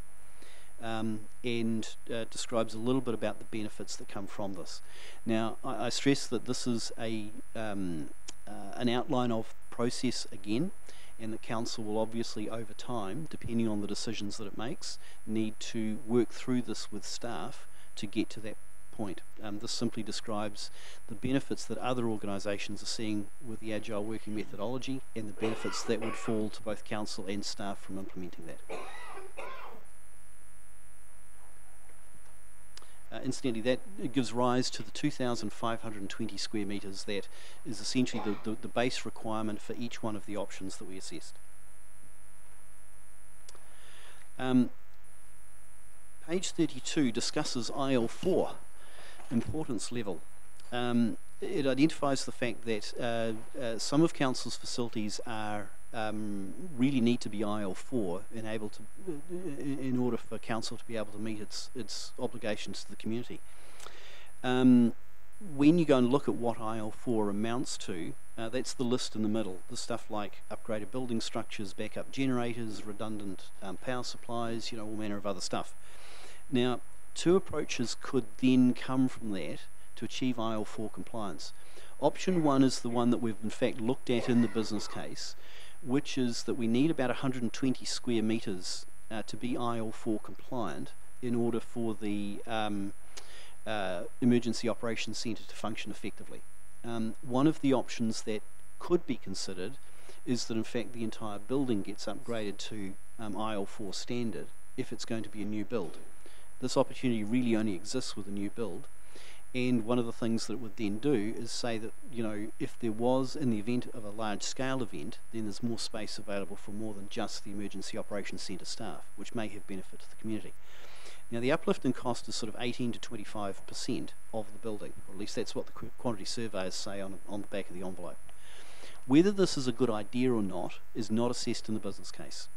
And what we recommend is that council seek advice and further information from officers to see whether that is a worthwhile investment for the community. We're not qualified to say whether that large-scale event is best addressed, but this is one of those opportunities that does get opened up if you're constructing a new building. So the recommendation is get some further work done on that to see whether it's worthwhile. Are there any questions about that aspect? Just through the chair, I'm quite interested, obviously, in this, so I'd be keen for that to be investigated. I don't think it's necessary before next Monday by any means, but I'm very keen to see that detail later on. Fair enough. Yeah, this is one of those circumstances where an informed decision is a useful decision. At this point, you can any additional cost could be dealt with as simply as a contingency line item until you make a decision. One of the things we've discovered is that it's always easier to build in resilience early, very hard to put it in later, so which is why we include that. Councillor Williamson. Madam Chair, just a technicality on page 31, you've got the common social hub 150 square metres, and on the actual, with regard to Two Whakatau, it's actually 350 square metres, so... There's actually an updated metrics for Two Whakatau Street, so that the metrics now for Two Whakatau Street matches Lake Terrace. So 150 rather than 350, so 350 on here, okay. Yeah. Yeah, this has been one of the complex factors about the business case, is just making sure that as much as possible through the business case process, the architects, the quantity surveyors, everybody, that we are comparing apples with apples, and those things have a high degree of comparability. Okay, so we're now going to look at page 33. Looks at the first of the options, which is a long-term lease. Now, in each of these, we summarise what the option is, and then we look at 4 different aspects down the bottom of the page. The advantages, the disadvantages, the risks, and the assumptions that we make. All options have advantages, all of them have disadvantages, all of them carry risk to some degree, and all of them rest on a number of assumptions. I'm not going to go through those exhaustively. What I will do is just kind of pull out a couple of salient points. With the long-term lease, the upside is predictability, in the sense that, you know, essentially you get out of the building business. You no longer own a building. The key risk that exists, that was highlighted by the valuers, is obviously the cost of the lease rises over, your rent goes up over time. Okay. The risk that they raised is that at the moment we've factored that in as rent going up at about 1% per annum, or around about CPI, because normally there's some kind of CPI adjustment. They raised a risk that if you're in a long 20-year lease, there could be a rent review partway through that.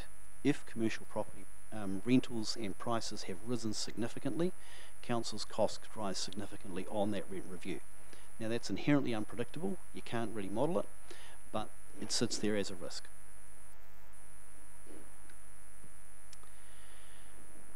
Option 2, Lake Terrace. Building. The limitation, the disadvantages with this particular option is, while it's relatively cheap, it doesn't really bring any synergies as such for the community. And there are functional limitations in terms of the number of staff that can be accommodated on the site. So, for instance, we can't do anything with the Waikato Regional Council staff. There's no real revenue opportunities from it. This is almost the equivalent of kind of turning the clock back and simply putting your civic administration building where it was. Two Whakatau Street. Great advantages in terms of development of the CBD, expensive option, and other than a fantastic building in the CBD, doesn't really bring anything else to the party. So you don't really get any other synergies from it in the community sense, other than a really nice building. And I'm sure that Warren and Marnie will design a beautiful building, but it just is what it is. Option 4, cultural precinct. Yes, Councillor Williamson. Just want to go back. I don't sound a bit slow on this, but I just wanted to talk about getting the metrics consistent. You're reducing the are you not reducing the Two Whakatau Street option by 200 square metres? You're reducing the social by 200 square metres, or have I missed something? Two Whakatau has an additional 300 metres of retail / cafe food and beverage that becomes a cafe indoor. Plus the retail space, so 300 metres additional above Lake Terrace.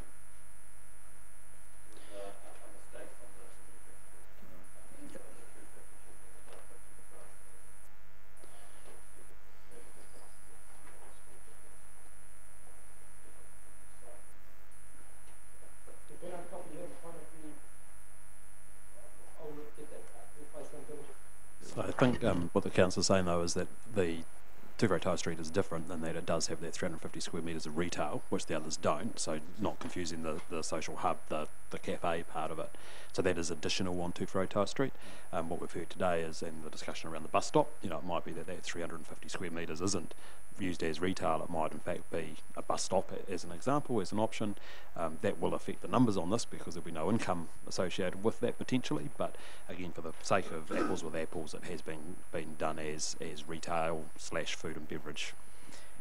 And the advantage to me of that option is, although it's more expensive, it does provide more car parking for the public in general to use centrally. So I think there are other advantages as well.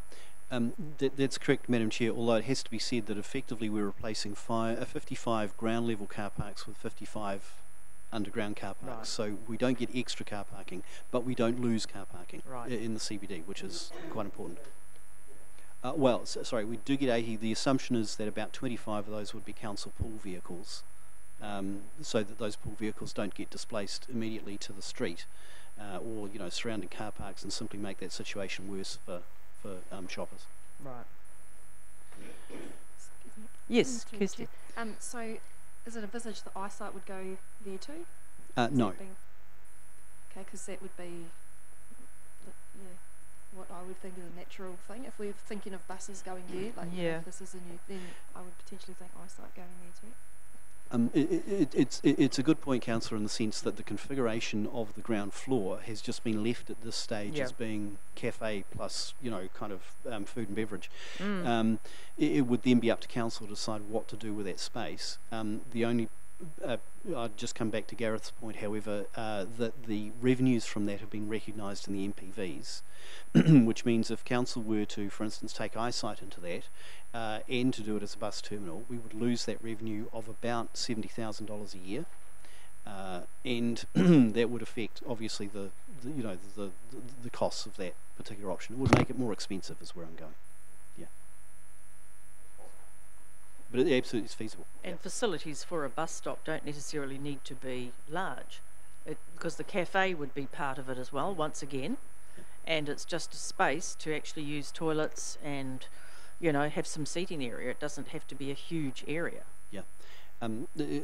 Completely agree, Madam Chair. The other thing is that the council has an opportunity cost associated with the current eyesight. If you made the decision to move it to the new Civic Administration Building, then you'd trade those two things off against one another. Yeah, absolutely. Yeah. The other part of it, to be really clear, is that the discussions we've had with the Board of Destination Great Lake Taupo has been very clear that they wish to remain in the same location that they are now, and that they see that as the front door to town. But obviously that would be your decision as the landlord, but they've made that very, very clear.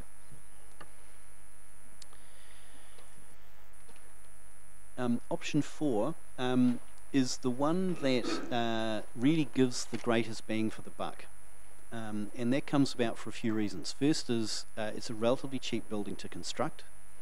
Secondly, it has the greatest synergies in terms of community space. The buildings that are currently there for the Rotary and for the Women's Club end up being displaced by this option. But because we gain 650 odd square metres of community space, we're in fact, you know, giving more than we're taking in that sense. The community end up with much better quality facilities, which will have greater flexibility and greater usability, and there's just plain more floor area. The other synergy, of course, is that the concept design proposes that an atrium links it to the museum.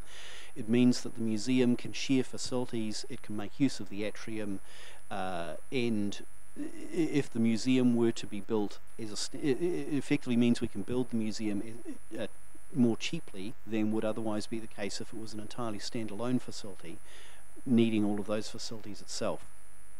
So it does have synergies there in the strategic sense.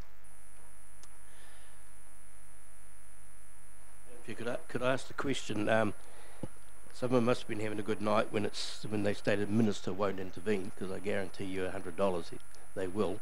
But my second question is, if we built on the reserve, can that building be sold? I think so. Again, legal will have a view about that. My understanding is from legal, however, that the building cannot be sold and it cannot be leased commercially as just a regular commercial structure. Yeah.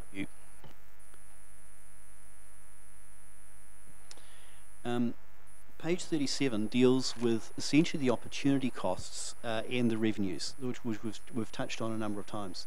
The opportunity costs arise because if we build a civic administration building on one site or the other in either 2 Wharetoa Street or Lake Terrace, that means that we can't use the site for any other purpose. So the way we've assessed this is essentially to look at the rateable value of the land and look at the financial holding cost of that to the council, right? And then factor that in. So option 1 of a long-term lease means that we could reuse either or both of those sites. So it has, low opportunity costs. Lake Terrace means that we can do something with 2 Wharetoa Street. 2 Wharetoa Street means that we can do something with Lake Terrace. Tongariro Domain means we can do things with both. Now, in no case are we suggesting that council immediately sell those sites. You could. That's a whole separate discussion and decision for council. But essentially it recognises the fact that if we do build a civic administration building, particularly on a high value site such as 2 Wharetoa Street, nothing else is likely to happen there. In the sense that council buildings are very long run assets. So they don't easily get moved around. From the point of view of revenue, so this is actual cash in the door. Option 1, the long-term lease, obviously we have no revenue opportunities because we're the tenant, we're not the landlord. Lake Terrace really doesn't have any revenue opportunities, partly because it's too far out of town to usefully attract a cafe or anything similar. It would be a fairly marginal business from that standpoint, and we can't get any revenue from WRC because of the limitations in terms of staff numbers. 2 Wharetoa Street has the greatest revenue opportunities, as we've just talked about: retail, hospitality plus WRC. Tongariro Domain, hospitality because there is a cafe downstairs, and WRC, but obviously there's no greater retail opportunity. And all of those costs are factored into the NPVs, into the numbers you've seen. Yes. Sorry, so just to clarify, so with the Tongariro Domain option, that does include the cafe as part of the cost? Sorry. So, yeah, I was just wondering if it includes the costs for the cafe just the same as 2 Wharetoa Street? Yes, it does. Yep. And parking? Yep. Okay. So the concept design, on the ground floor, there is a shared atrium area which is reception for the council and reception for the museum. There is an eyesight. There are community meeting rooms that can be used for the council during the day and the community after hours, and there is a cafe which can expand out to the Civic Plaza area. Could I just have the question for clarification? At the moment we have the museum that earns an income, Great Lakes Centre earns an income.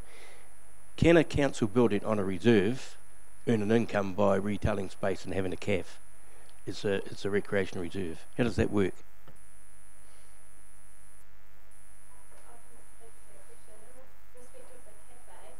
Use your microphone, Ella. In respect of the cafe, can you hear me now? In respect of the cafe, council can have a cafe and recreation reserve if it supports the public use and enjoyment of the reserve, and likewise it could consider a cafe on a local purpose council building reserve if it supported that function. What about retail? I think retail would be a bit harder. You'd have to go back to what the purpose of the reserve is and whether that retail supports the use. So through the chair, that's why we haven't put retail on that domain site. The cafe, you'd liken it to having cafes as libraries, which become the enabler for libraries and the way that they act. Just through the chair, as a side, can we get rid of the gypsy fare then, please? Because that's retail. We certainly haven't factored any gypsy fares into the MPVs. Okay, page 38 is what I promise is the dullest page in the business case, which lists off the accounting assumptions, which are gripping reading. and makes the modelling note. The modelling note is, and this is actually a key thing, is that the numbers that are included in the business case are indicative, and the purpose of them is to allow apples to be compared with apples. Right? So they're compiled on the same basis. They use the quantity surveyor numbers as input, but they shouldn't be seen as being 100% representative of the actual costs that would be figured out through the preliminary design and into the detailed design phases. Okay, those numbers will actually change. I think the saying is, your mileage may vary. Okay, the purpose for these numbers is comparability. So we're comparing the same things with the same things.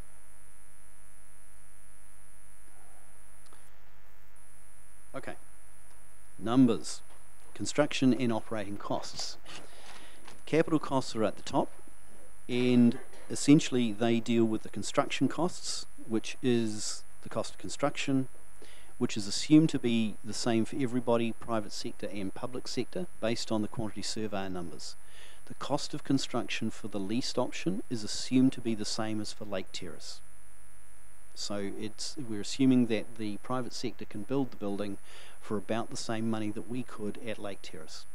Okay, so it assumes they've got no underground car parking or anything, particularly whizzy about it. In the commercial sense, we have to factor in the cost of land when we calculate the lease for a leased option, where we don't for a council option. There is the cost of fit out, the IL4 upgrade, the professional fees, some contingency, and in the top left-hand table you'll see the rounded costs for constructing each of those options. So that's the capital cost. To the right of that is the breakdown of what actually comprises the fit out. So when we say fit out, what are we talking about? Heating and cooling, security network, fitting out the place itself, joinery, elevators, etc., etc. So that's what makes it up. The operating cost table below it essentially now breaks the long-term lease into three different options. There's a long-term lease at 6%, 7% and 8%. Those are essentially the rates of return that investors would be looking for if they were looking for, if the council would be a desirable tenant, right? Particularly on a long-term lease. If we were doing something that was perhaps, year by year, they may go looking for an 8% return. The valuers seem to be a little bit sceptical that they would put up with a 6% return, and seem to think that they would probably be around the 7 to 8% mark, even with the council as a tenant.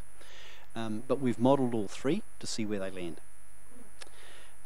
So what we then do is we look at the cost of construction, we look at the annual cost of the lease, the finance cost, which is essentially the council's cost of money, the maintenance cost, depreciation, and that comes up with an annual charge.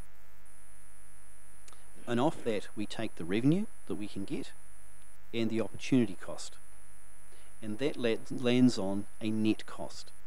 So in today's dollars, the final column out to the right, marked net, that's what the council would be paying per annum in order for each of those options.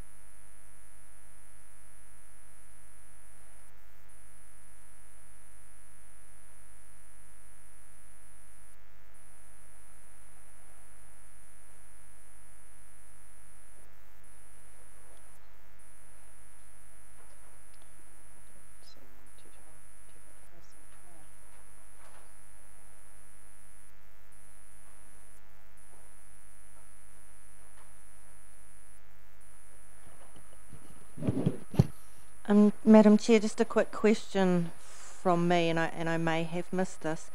In terms of the capital cost, are we not including costs for servicing debt? Yes, we are. That's the finance cost. So you'll see, for instance, in the operating costs table, finance cost is 0 if we're leasing it, but we have a finance cost at 3.75%, which is the council's slightly pessimistic future cost of borrowing for the capital cost. Sorry, 3.75? Yes. And you think that's pessimistic? Okay. Based off new borrowing at the moment,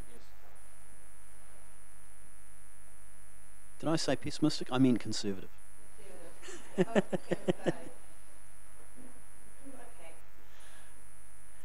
Okay, are there any questions about, you know, kind of the raw numbers in the table, things that don't intuitively make sense there?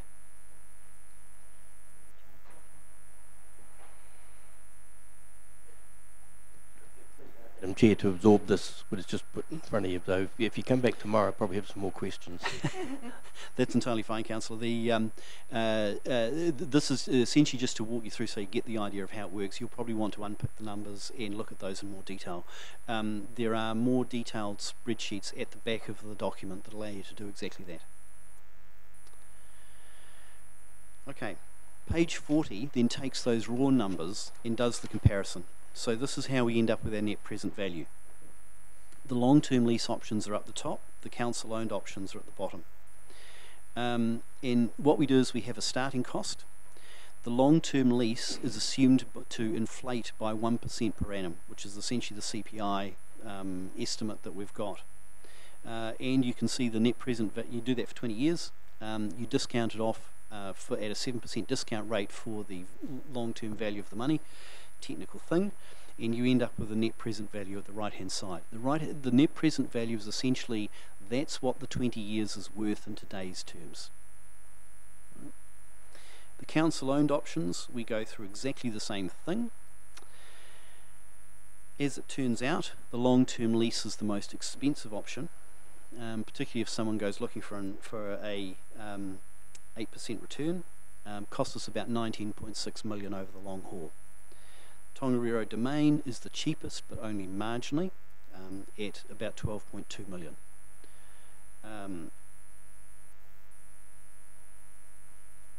Tuawharetoa Street is nearly as expensive as doing a long-term lease. So the difference between bottom and top is something in the order of about 2/3. So it's about a 2/3 uplift to go from the cheapest option to the most expensive. Thank you, Madam Chair. Just in regards, follow on from what I think Councillor Jolins was speaking about, this money's going to have to be borrowed. Has any work been done on the impact on rate increases? Because a few pages back that I was referring to, we got 21, 23 million. So has that been factored in? Because somewhere along the line, someone's going to be paying for this, and that's the ratepayer. Yeah, I'll answer that. Yes, we have done some work on that. We're still finalising that work and doing a bit more Q&A on it. I guess all I'll be prepared to say at this stage is that based on the initial work that we've done, all options can be accommodated within the financial strategy. But the actual outturn of those numbers, we still need to do some more work on.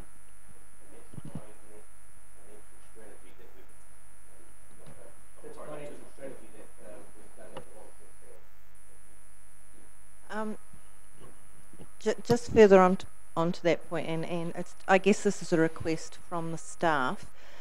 Quite a few months back when we started this process, we looked at the financial viability and the break-even points for leasing versus owning our own building.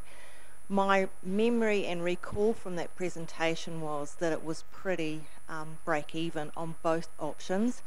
So I would like a copy again, please, before we have this other meeting, just to understand what's changed to make this the situation that you're reporting on today. I just want to try and understand where that's come from, because we did get some independent valuers in and they gave some recommendations.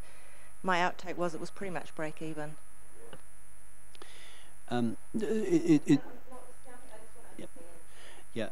It's a good point, Councillor. We had a look at the obviously that was some of the input documents into the business case. The initial work from the valuers was at a much higher level. Now that we've been able to ground the calculations based on the quantity surveyor numbers at each of the locations and work through the variables in a much greater level of detail, we're able to be a little bit more precise than was the case.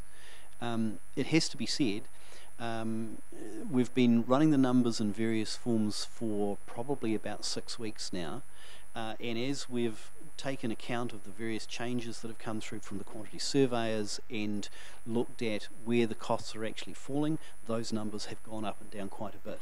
So it takes a while to kind of work from sort of the wide back of the envelope assessment down to something that's a little bit more accurate. Key thing to remember too, with neither the valuers nor this work, these are not necessarily the final numbers that you would actually see when it came to writing checks. Yes, they are. Yeah, I can't speak to the assumptions that were there, but all the assumptions in this one are on page 38. They're listed out there for you. Okay.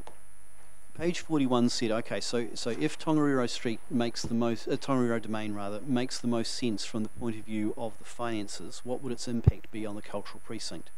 And this is where we then went and looked at how it sat within the master plan, and whether there are any synergies that were being achieved. One of them is the opening to the cultural plaza and the effect on the urban design.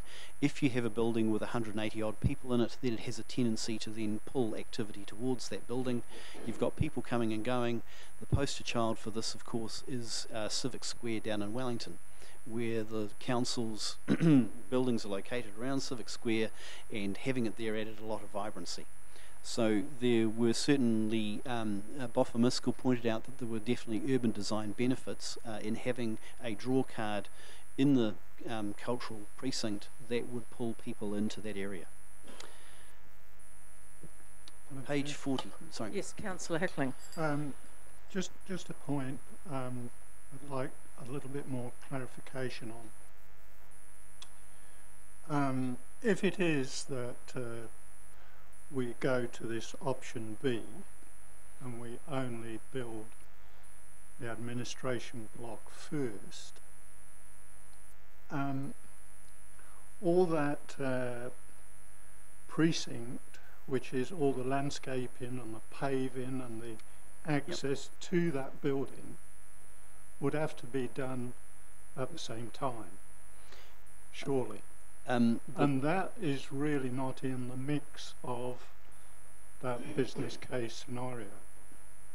The sequencing that we have, which is explored in that timeline diagram that we touched on earlier, kind of outlines how that cultural, we put it there specifically for that reason, to outline how it would all work in terms of the development of the cultural precinct.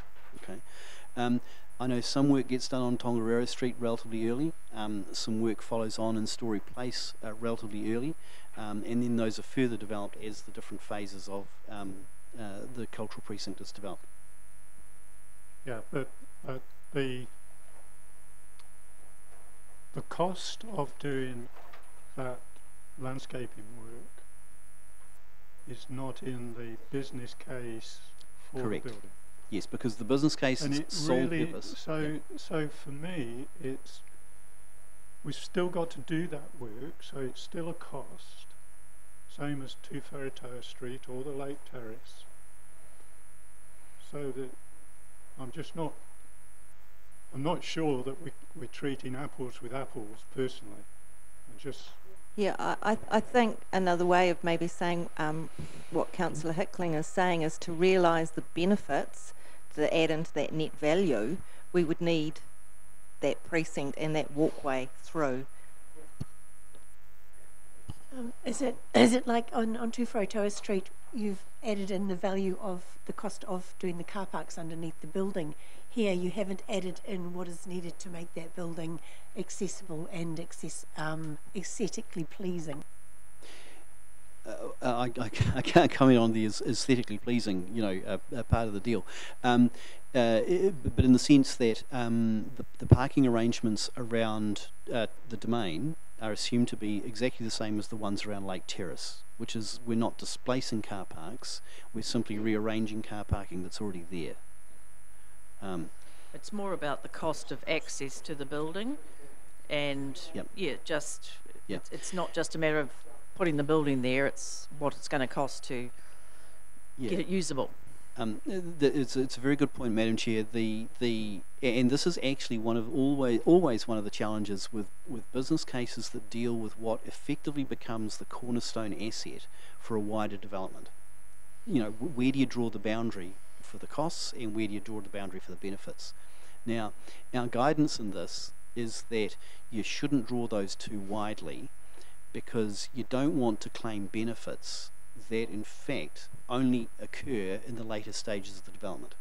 Right? In that sense, we go, the costs of doing the civic administration building are this. Yes, it will need some supporting landscaping and those things, and some of those costs are taken into the civic administration building budget. But if we start saying the civic administration building alone will produce all of these benefits that will come in the cultural precinct, then what benefits would we be usefully claiming from doing the further development? So it is a balance. It's a little bit of a judgment call. Our guidance is the costs and the benefits should be cast relatively narrowly for a cornerstone project. Thank you. I'm just wondering whether I can help Councillor Hickley, and you'll correct me if I'm wrong. On page 7, which is the page I was liking to go back to, we go through that further development. So I wonder if we can just throw that up, and it may assist. Yeah. Page 7. And quickly, just regard to the comments about the vitality of an area with a civic complex. There'll be over 100 and something days when that building's not occupied, and then you've got the winter months. So I think we may be getting a little bit carried away with the vitality of that area. If I can direct you forward, actually page 48 has exactly the same slide on it. Can you clarify? I don't know what you mean by that. Yeah. When you say not a building not occupied, what do you mean? Well, unless our staff are working 7 days a week. There's 52 weeks in a year. There's Christmas break, there's Anzac Day, Labour Day, That's going to Easter. be the same wherever it is. My point is, we're selling this thing on the reserve as lifting the vitality of the area up, and we're going to feed all the people into the CBD to do what they do in the CBD. It's not as simple as that, because that building's going to be empty for a lot of the time. Once it's got the surrounding facilities, obviously, which are planned around it. That's dead right. But go down there in the middle of winter and see how many people are walking around enjoying the view. In the summer, not a problem. We actually talked to that on page 43, using the example of Wellington Civic Square. You're entirely right, Councillor. I mean, obviously on a public holiday there aren't staff, or at least not 180 of them. However, on 220 working days of the year, typically, there are. And they do add energy and vibrancy and support the operation, the commercial operation of the cafe. That's certainly been the experience in Wellington. And the counterfactual has oddly enough been the displacement of the Wellington City Council out of its civic administration building up onto the terrace, because they have earthquake issues. And the impact on both the vibrancy of Civic Square in Wellington and the commercial viability of some of the cafes has been quite marked. So one of the cafes, Nikau, which I've been known to frequent once or twice, they've commented that turnover has dropped by about something more than a third since the council itself disappeared, and that's simply because they had the same agile working environment, and if you wanted a casual meeting you went and got a coffee at Nikau. Right. And I would also suggest, Madam Chair, that at the moment we're in 5 buildings around town. Some of them, as the old saying, is spitting distance of cafes, retail shops. I've seen nothing from town centre to Taupo to say our turnovers are up. Those people are walking the streets now. So let's be very clear on that. They're in the town centre now. So I'm not sure about your point there.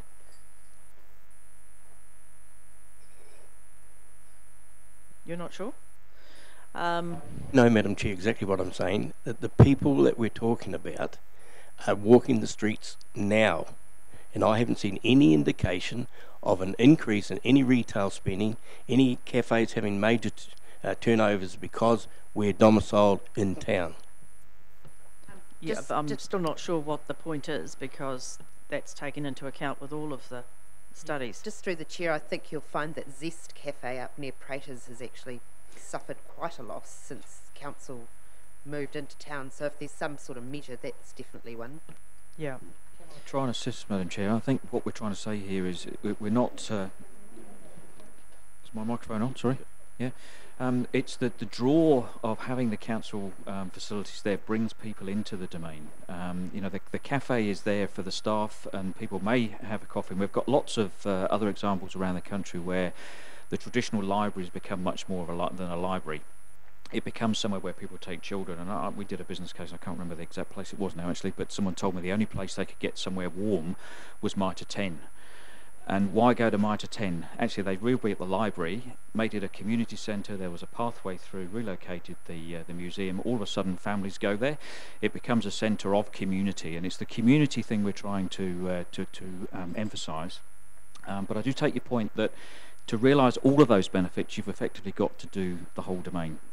Just putting a council building in there on a blank empty field is not going to deliver those benefits. So I think we've sort of diverged a bit there and gone down a bit of a rabbit hole, which I think is what you were saying, Councillor Hickling. Yeah, that's really my point. Yeah, that is your point. Yeah, yeah. We acknowledge that. You know, the whole landscaping, it will, you know, it won't be effective unless we do that work. Absolutely. So think of this as the catalyst and the cornerstone investment in that area to then follow through with the rest of the plans which you've already got in place. So the comment that Councillor Hickling said is absolutely right. Without, if you're going to go the domain option, you have to do everything to give effect to it. So on its own, you wouldn't just do one part. So that does need to be taken into account. It hasn't been in terms of the numbers of the business case, and Kent explained why that was. But that's what you need to keep in mind when you are looking through your preferred option. So the numbers of the case will come out this way. You as a councillor, as councillors, need to sit there and weigh that up against all the other considerations. And maybe it is that you may say, look, for whatever reason, that is not our preferred option because of boom, boom, boom. That is absolutely fine. So, sorry, through you, Madam Chair. So, will we have some type of estimate of perhaps the landscape component to enable that, yes, that work absolutely. to take place? Absolutely, because Councillor. I think that needs to be on top of, so we can assess it. Yeah. So to your point and to Councillor Boddy's desire to come back to the timeline, page 48 has exactly that information on it. The Civic Administration Building is, scheduled out at this point to construct in 2021. During 2022, assuming that the preferred option is followed and it is on the Tongariro domain, the following year the museum gets developed. And partway through that year, Story Place and all of the area that connects essentially Tongariro Street to the new Civic Administration Building and museum is also developed. Right? And then there's a couple of waves of changes to Tongariro Street itself, sort of at the beginning, it kind of bookends it, if you like. There's some stuff happens relatively early, there's some stuff that happens after all of the rest of that development occurs. In terms of efficiency of the building, our guidance was that start at the back of the site and work your way out. Right? Now, that's the guidance from the people who do construction for a living. So obviously they're looking at it from the point of view of what's the easiest thing to construct. That doesn't necessarily mean that that's the thing that you desirably want to do. You may decide, for instance, that in fact doing all of the Story Place changes earlier is the thing that would give the greatest benefit, right? And that's an entirely sensible decision. I'll just bring you back to my value conversation very early on, actually. So what we're trying to say here is actually if you invest in the whole of that area, the total benefit you would gain is far greater than the sum of the individual parts. So think value rather than cost. There is a cost, clearly, and we've put that on the timeline there, but we believe that the overall benefit would be far greater to the community to do the whole of that work. So when we go out with the options, does it not make sense to have the cost of the total project minus the approximate cost of the CAB building, so that so that people can understand that's the cost with the domain, minus the possible contribution from external sources, etc., and then the cost of the building, and then the full costs of the other options, so people can actually see the ins and the outs. Just logical? Yes, Madam Chair, that's entirely sensible, entirely logical, and that's why it's in the business case. So right.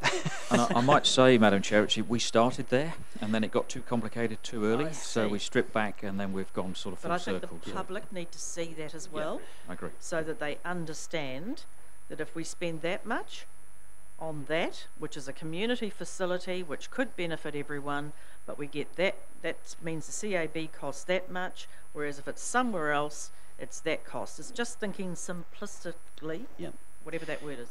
So I think, as Ken says, that is in the business case, but the other part of it, of course, is that we've been really struggling to try we've been trying very hard to make sure that we are comparing apples with apples. So what you've got to also bear in mind is that, say, if it wasn't the domain option, that is what we end up happening, because of those issues with the museum, you would still need to address that museum issue, for example, in the future. So there would still be a cost for that in the future. So that's where you start getting into those difficulties. So as far as possible, we'll be trying to make it as simple as possible, but really open to how we prepare that and how we provide it. Because there's no secrets here. This is no right or wrong. Madam Chair. So I agree. I think that's really important that we have all of that in there, so that if it's to Wharatoa Street, the cost of renovating or building a new museum, the whole thing is put together wherever, if it's not in that area. That's just making logical sense to me. Sorry, John? Well, Madam Chair, you've just actually answered my query anyway regarding the costings going forward. Obviously, when we looked at made a recommendation of the council building on the domain, we decided no, we obviously we increased the scope, and with for example, with potential external funding, if you proceeded with the council building only down there, and in 2022, for example, we would need to know obviously where the funding was, a provincial growth fund or not burdening the ratepayers, for example. We would need to know all these figures. Just going back to where Barry started that conversation. So I think that's probably quite clear. Can I say that we are actually violently agreeing here in the sense that bear with me for another couple of pages, and I think some of these questions will answer. You'll see the yellow numbers at the bottom of the timeline here. That's the capital investment by financial year. So you'll see, for instance, that by the time we've completed the Civic Administration building in 2021, that the capital continues to be spent to deliver the other elements of the cultural precinct. Right? So we haven't pretended that all magically happens, that no money's required. That's all mapped out. So you can see the overall budget.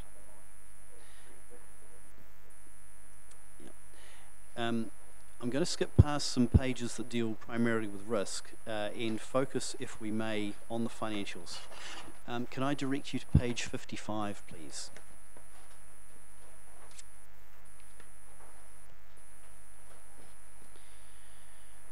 So page 55 attempts to do two things. The first is say, when are we spending them, well, a couple of things. How much money are we spending and when? What are we spending it on? And where's it coming from? So the capital investment is essentially taken from the timeline. So it assumes that timeline that we just looked at back on page 48.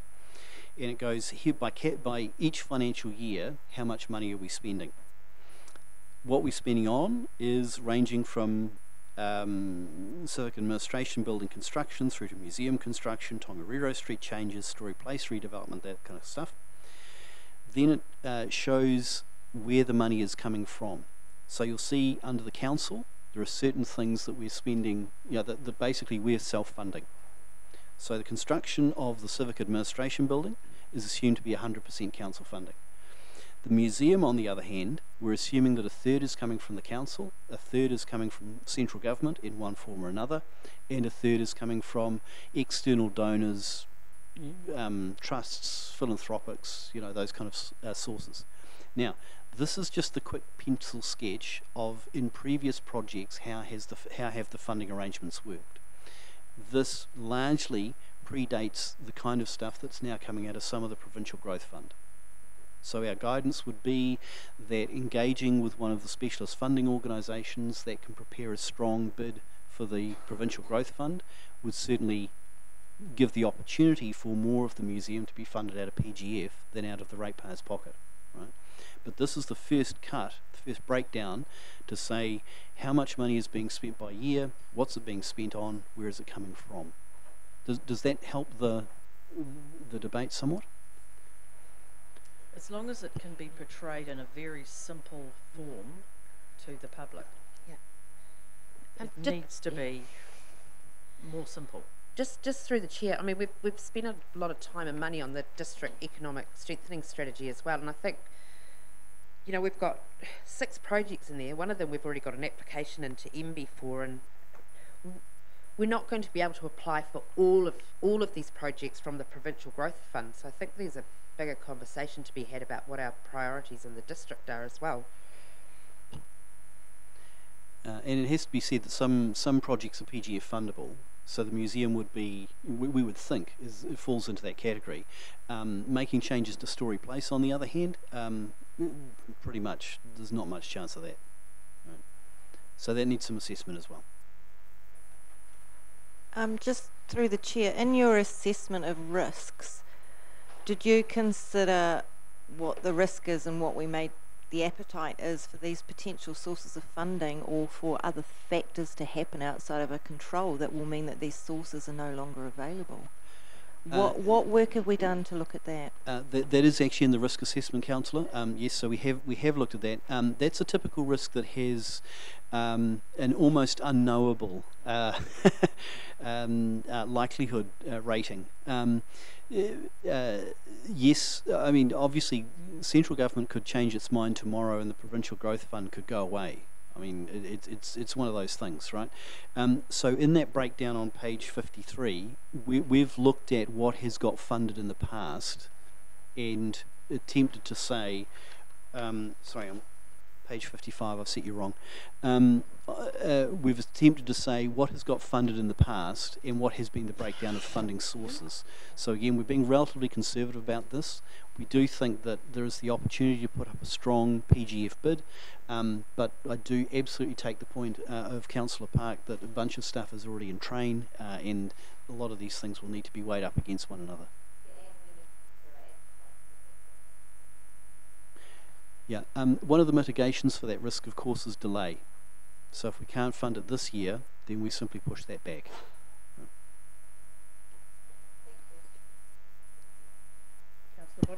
Thank you for that. You may well have covered it, but if we go out and borrow, and it could be 50 million, it could be 40 million, have you factored in the annual interest rates until that loan's paid off as a cost against borrowing?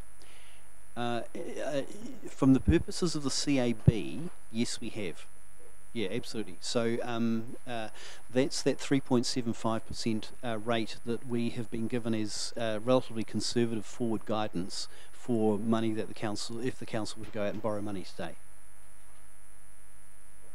The borrowing could be on the whole deal, and I factored in 3.5, and it's 1.7 million a year just in the first year. But Mr. Ward will be better on that than I am. Just if I can maybe clarify there, the costings and the MPV analysis, as Kent has mentioned earlier, has just been on the building, so building with building. That doesn't include the museum and the other stuff. That will be forthcoming, yes.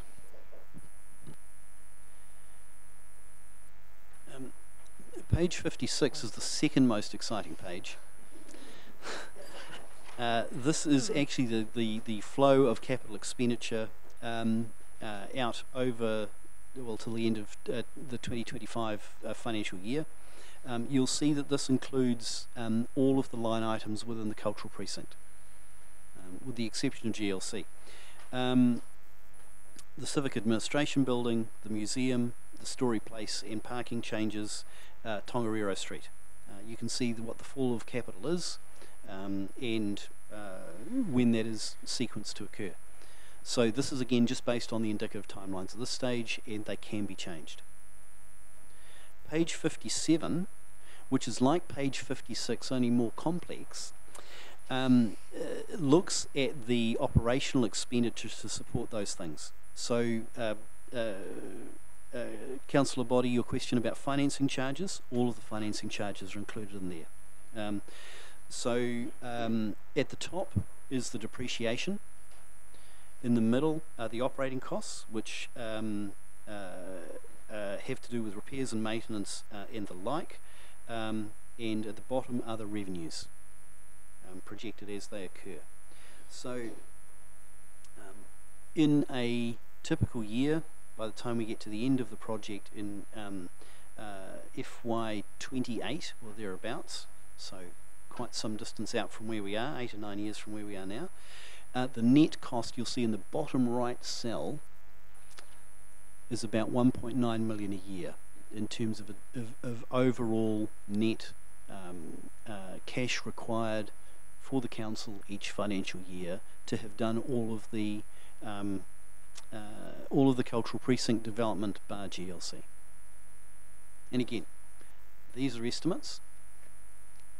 It's designed so that you can make an informed decision about where to put the civic administration building. Actual costs will vary. Does that help at all?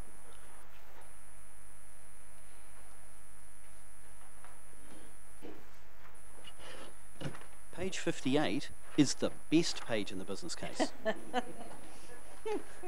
Mainly because Neil's working on it. So this is the assessment that he was talking about earlier, what the impact on the council finances will actually be.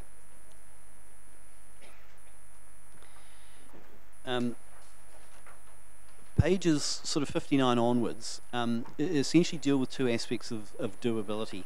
One is the commercial case, which deals with how will we engage in the market, and the other is the management case about how we would manage the project. I'm going to skip over those because essentially they just talk about the mechanisms and processes that we'll use. Probably a bunch of this is very familiar. What I'll just come to is page 63. This describes the structure of the project team, where essentially the mayor and councillors provide oversight and interaction with the chief executive. At the senior governance level, the senior leadership team govern. There is a project advisory team that steers, that has the project manager reporting into it, who's responsible for doing the delivery. So it's a fairly straightforward kind of a structure, and effectively means that mayor and councillors are still engaged in this process as they would be with any other large-scale council project. So, page 66. We have made some recommendations, and by the we I mean the royal we, that is the business case team. Based on our analysis, we're recommending that you do two things. Firstly, the one that we discussed earlier, that you commission some further information in terms of whether a single IL4 building, or like a 120 square metre area of IL4 compliance is constructed within the building, or whether the entire building is made IL4 compliant. We're recommending that you go off and ask for that piece of work to be done by officers. Second recommendation is that we recommend that you agree to construct a council-owned civic administration building on the Tongariro domain in accordance with the master plan, and put that forward as the preferred option. And that is a consequence that you agree to consult on that through the long-term plan amendment process. So essentially those are our two recommendations as business case advisors, based on the analysis that we've done, based on the input we've received, based on the information available. We're suggesting that's the best way forward.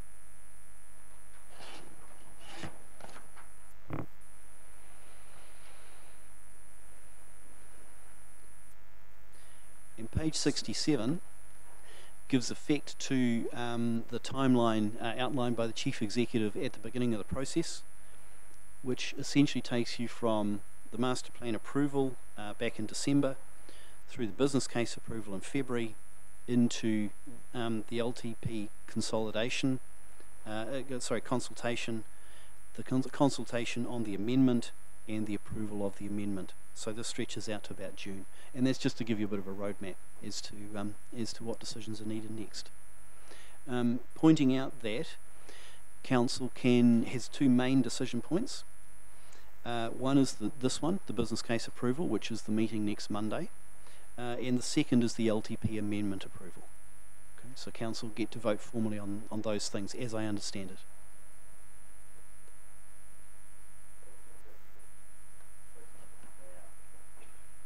Do you want to go through the process from now, Philip, in terms of what you want from councillors between now and the 11th? And yeah. So today, the workshop, I'm sure it's opened up a whole lot of questions, and we'll endeavour to answer those through the week. So I guess it's feed through your questions to us now. We'll have access to Kent through the remainder of the week. We'll have Kent back next Monday to talk further. On the 11th, we'll be looking for, we're going to workshop in the afternoon, an open workshop, a meeting, sorry. And at that point in time, we'll be looking for guidance from councillors to tell officers, to tell us which is the preferred option you'd like us to develop into the long-term plan amendment. We'll go away and develop a long-term plan amendment consultation document and bring that back to you on the 26th of February for you to accept that to go into audit. And then we'll go into the long-term plan amendment. There'll be a consultation process right through April, May.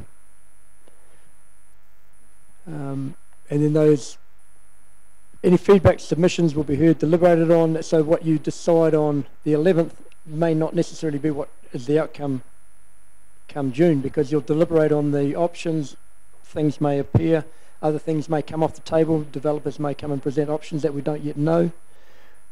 Numerous things may happen through that process, so it allows you to then consider all of that feedback, and then so it'll be in June that you'll then have the final decision to say, right, we're going to build a civic administration building here, or we're going to take this action, which stretches right through to June. So through the remainder of this week, Q&A, let's just get the feedback going so that we can answer any questions. Make sure you're well informed when you come back to the table on the Monday week or next Monday. And at that point, we'd be hoping you'll be in a position to make a decision on which is your preferred option to take into the long-term plan amendment. We're taking all four options into the long-term plan amendment. So we're taking 72 Lake Terrace, we're taking 2 Wharetoa Street, we're taking Tongariro Domain, and we're taking leasing from a developer or a landowner that we don't yet know yet through as one of the options, as an option. So we're just looking for the preferred one from you, so we can move into the next process. Right. Any further queries or yes, Councillor Hoping? I know we've mentioned this before, but particularly for the 2 Wharetoa Street project, I would like some more information on the 11th regarding the bus station and how that would work. Is that possible? Is that we've got time to do that? We have from the point of view of the financial modelling, but I can't answer as to whether that's feasible from a design perspective. It's not the design, it's more about the concept. And so we could bring back some discussion around the transport strategy side of things, how that would work. That's some basic. It's a Dennis Lewis question, which we can answer quite quickly. Just very quickly, Madam Chair, I've had a discussion with Mrs. Jakes over this so-called preferred option. A lot of the public have the view, and probably rightly so, that if we come out with a preferred option, that's what we want. Now, I've been told it's under section 95 of the Act. I've read it, and I've gone back to Mrs. Jakes. I still can't see where that wording is actually there, but apparently the Audit Office now require it. But I haven't even seen that. I'd like some information, so when we do go out, we're confined by the Local Government Act rules, so to speak, as to give a preferred option. So if that's I've asked the same question, yep, absolutely. Thank you. So we'll bring, through Nick, we'll bring something back to that 11th meeting specifically on that. Yeah, I'd like to see a copy of that particular section of whatever Act it's in, to say that we have to have that preferred option. Thank you. Madam Chair. Councillor Williamson. Thank you, Madam Chair.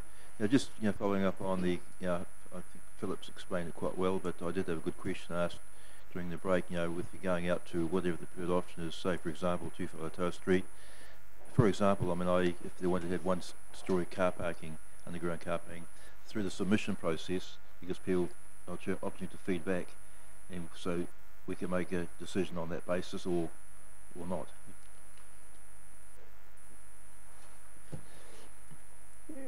Correct. So through that submission process, it will allow the community to have their say and say, hey, look, have you thought about this option? Have you thought about this option? And what this business case has allowed us to do when we get to that point is fairly compare that option with the 4 options that are measured and laid out in the business case. So it will make for the process to be very open and fair and transparent.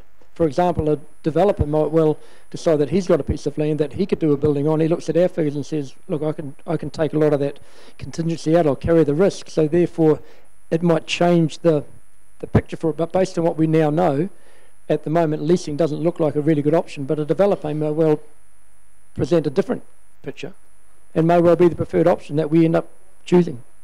That's really about testing the market through that submission process. You know, something that came to my mind when we spoke briefly this morning was a lot of the cost of that underground car park is the structural stuff of going under. Whilst there'll be some design implications, you own the car park next to it as well. It actually may be cheaper to go a couple of decks above that and put no car parks beneath the building, which would change the situation completely. So there are other options, but again, how big is a piece of string? We could keep deliberating and assessing this stuff for years, but it's really about coming out to what are the things that we want to take further to that detailed design. Yeah, so I'd like to just reiterate to the members of the public who are here that there is no decision made. We have not, and this can be frustrating for us, that we hear in the community frequently that we've decided this or we've decided that, or this is not the case. Please, whatever you do, it would be really helpful if you spread that around the people that you know, that we are open-minded about all of these options. We have not made any decisions. Obviously, we will have to apparently come to a preferred option, but we are considering all of them, and they will be totally up to you as the public to help us with that decision. Any other queries?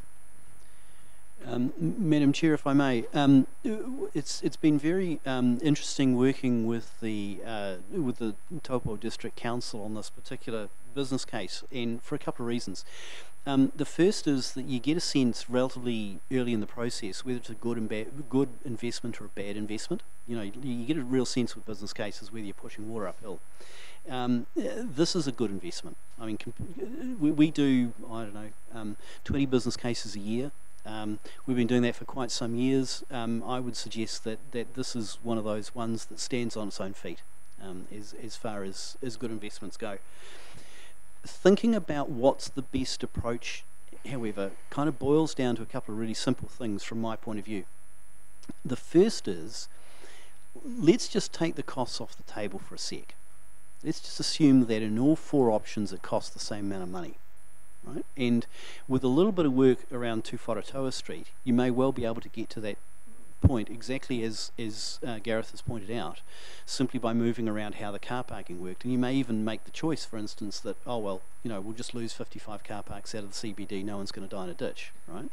And that could be an entirely, you know, viable approach. I'm not advocating that, by the way. Best you don't. But let's just assume that every single option costs the same. So Lake Terrace, 2 Wharetoa Street, the Domain, doing a lease. If that was the case, where do you get the maximum bang for the buck? And the argument would seem to be you get the least bang for the buck in terms of lease. You get some flexibility in the sense that you can climb out of the lease at some indefinite point in the future.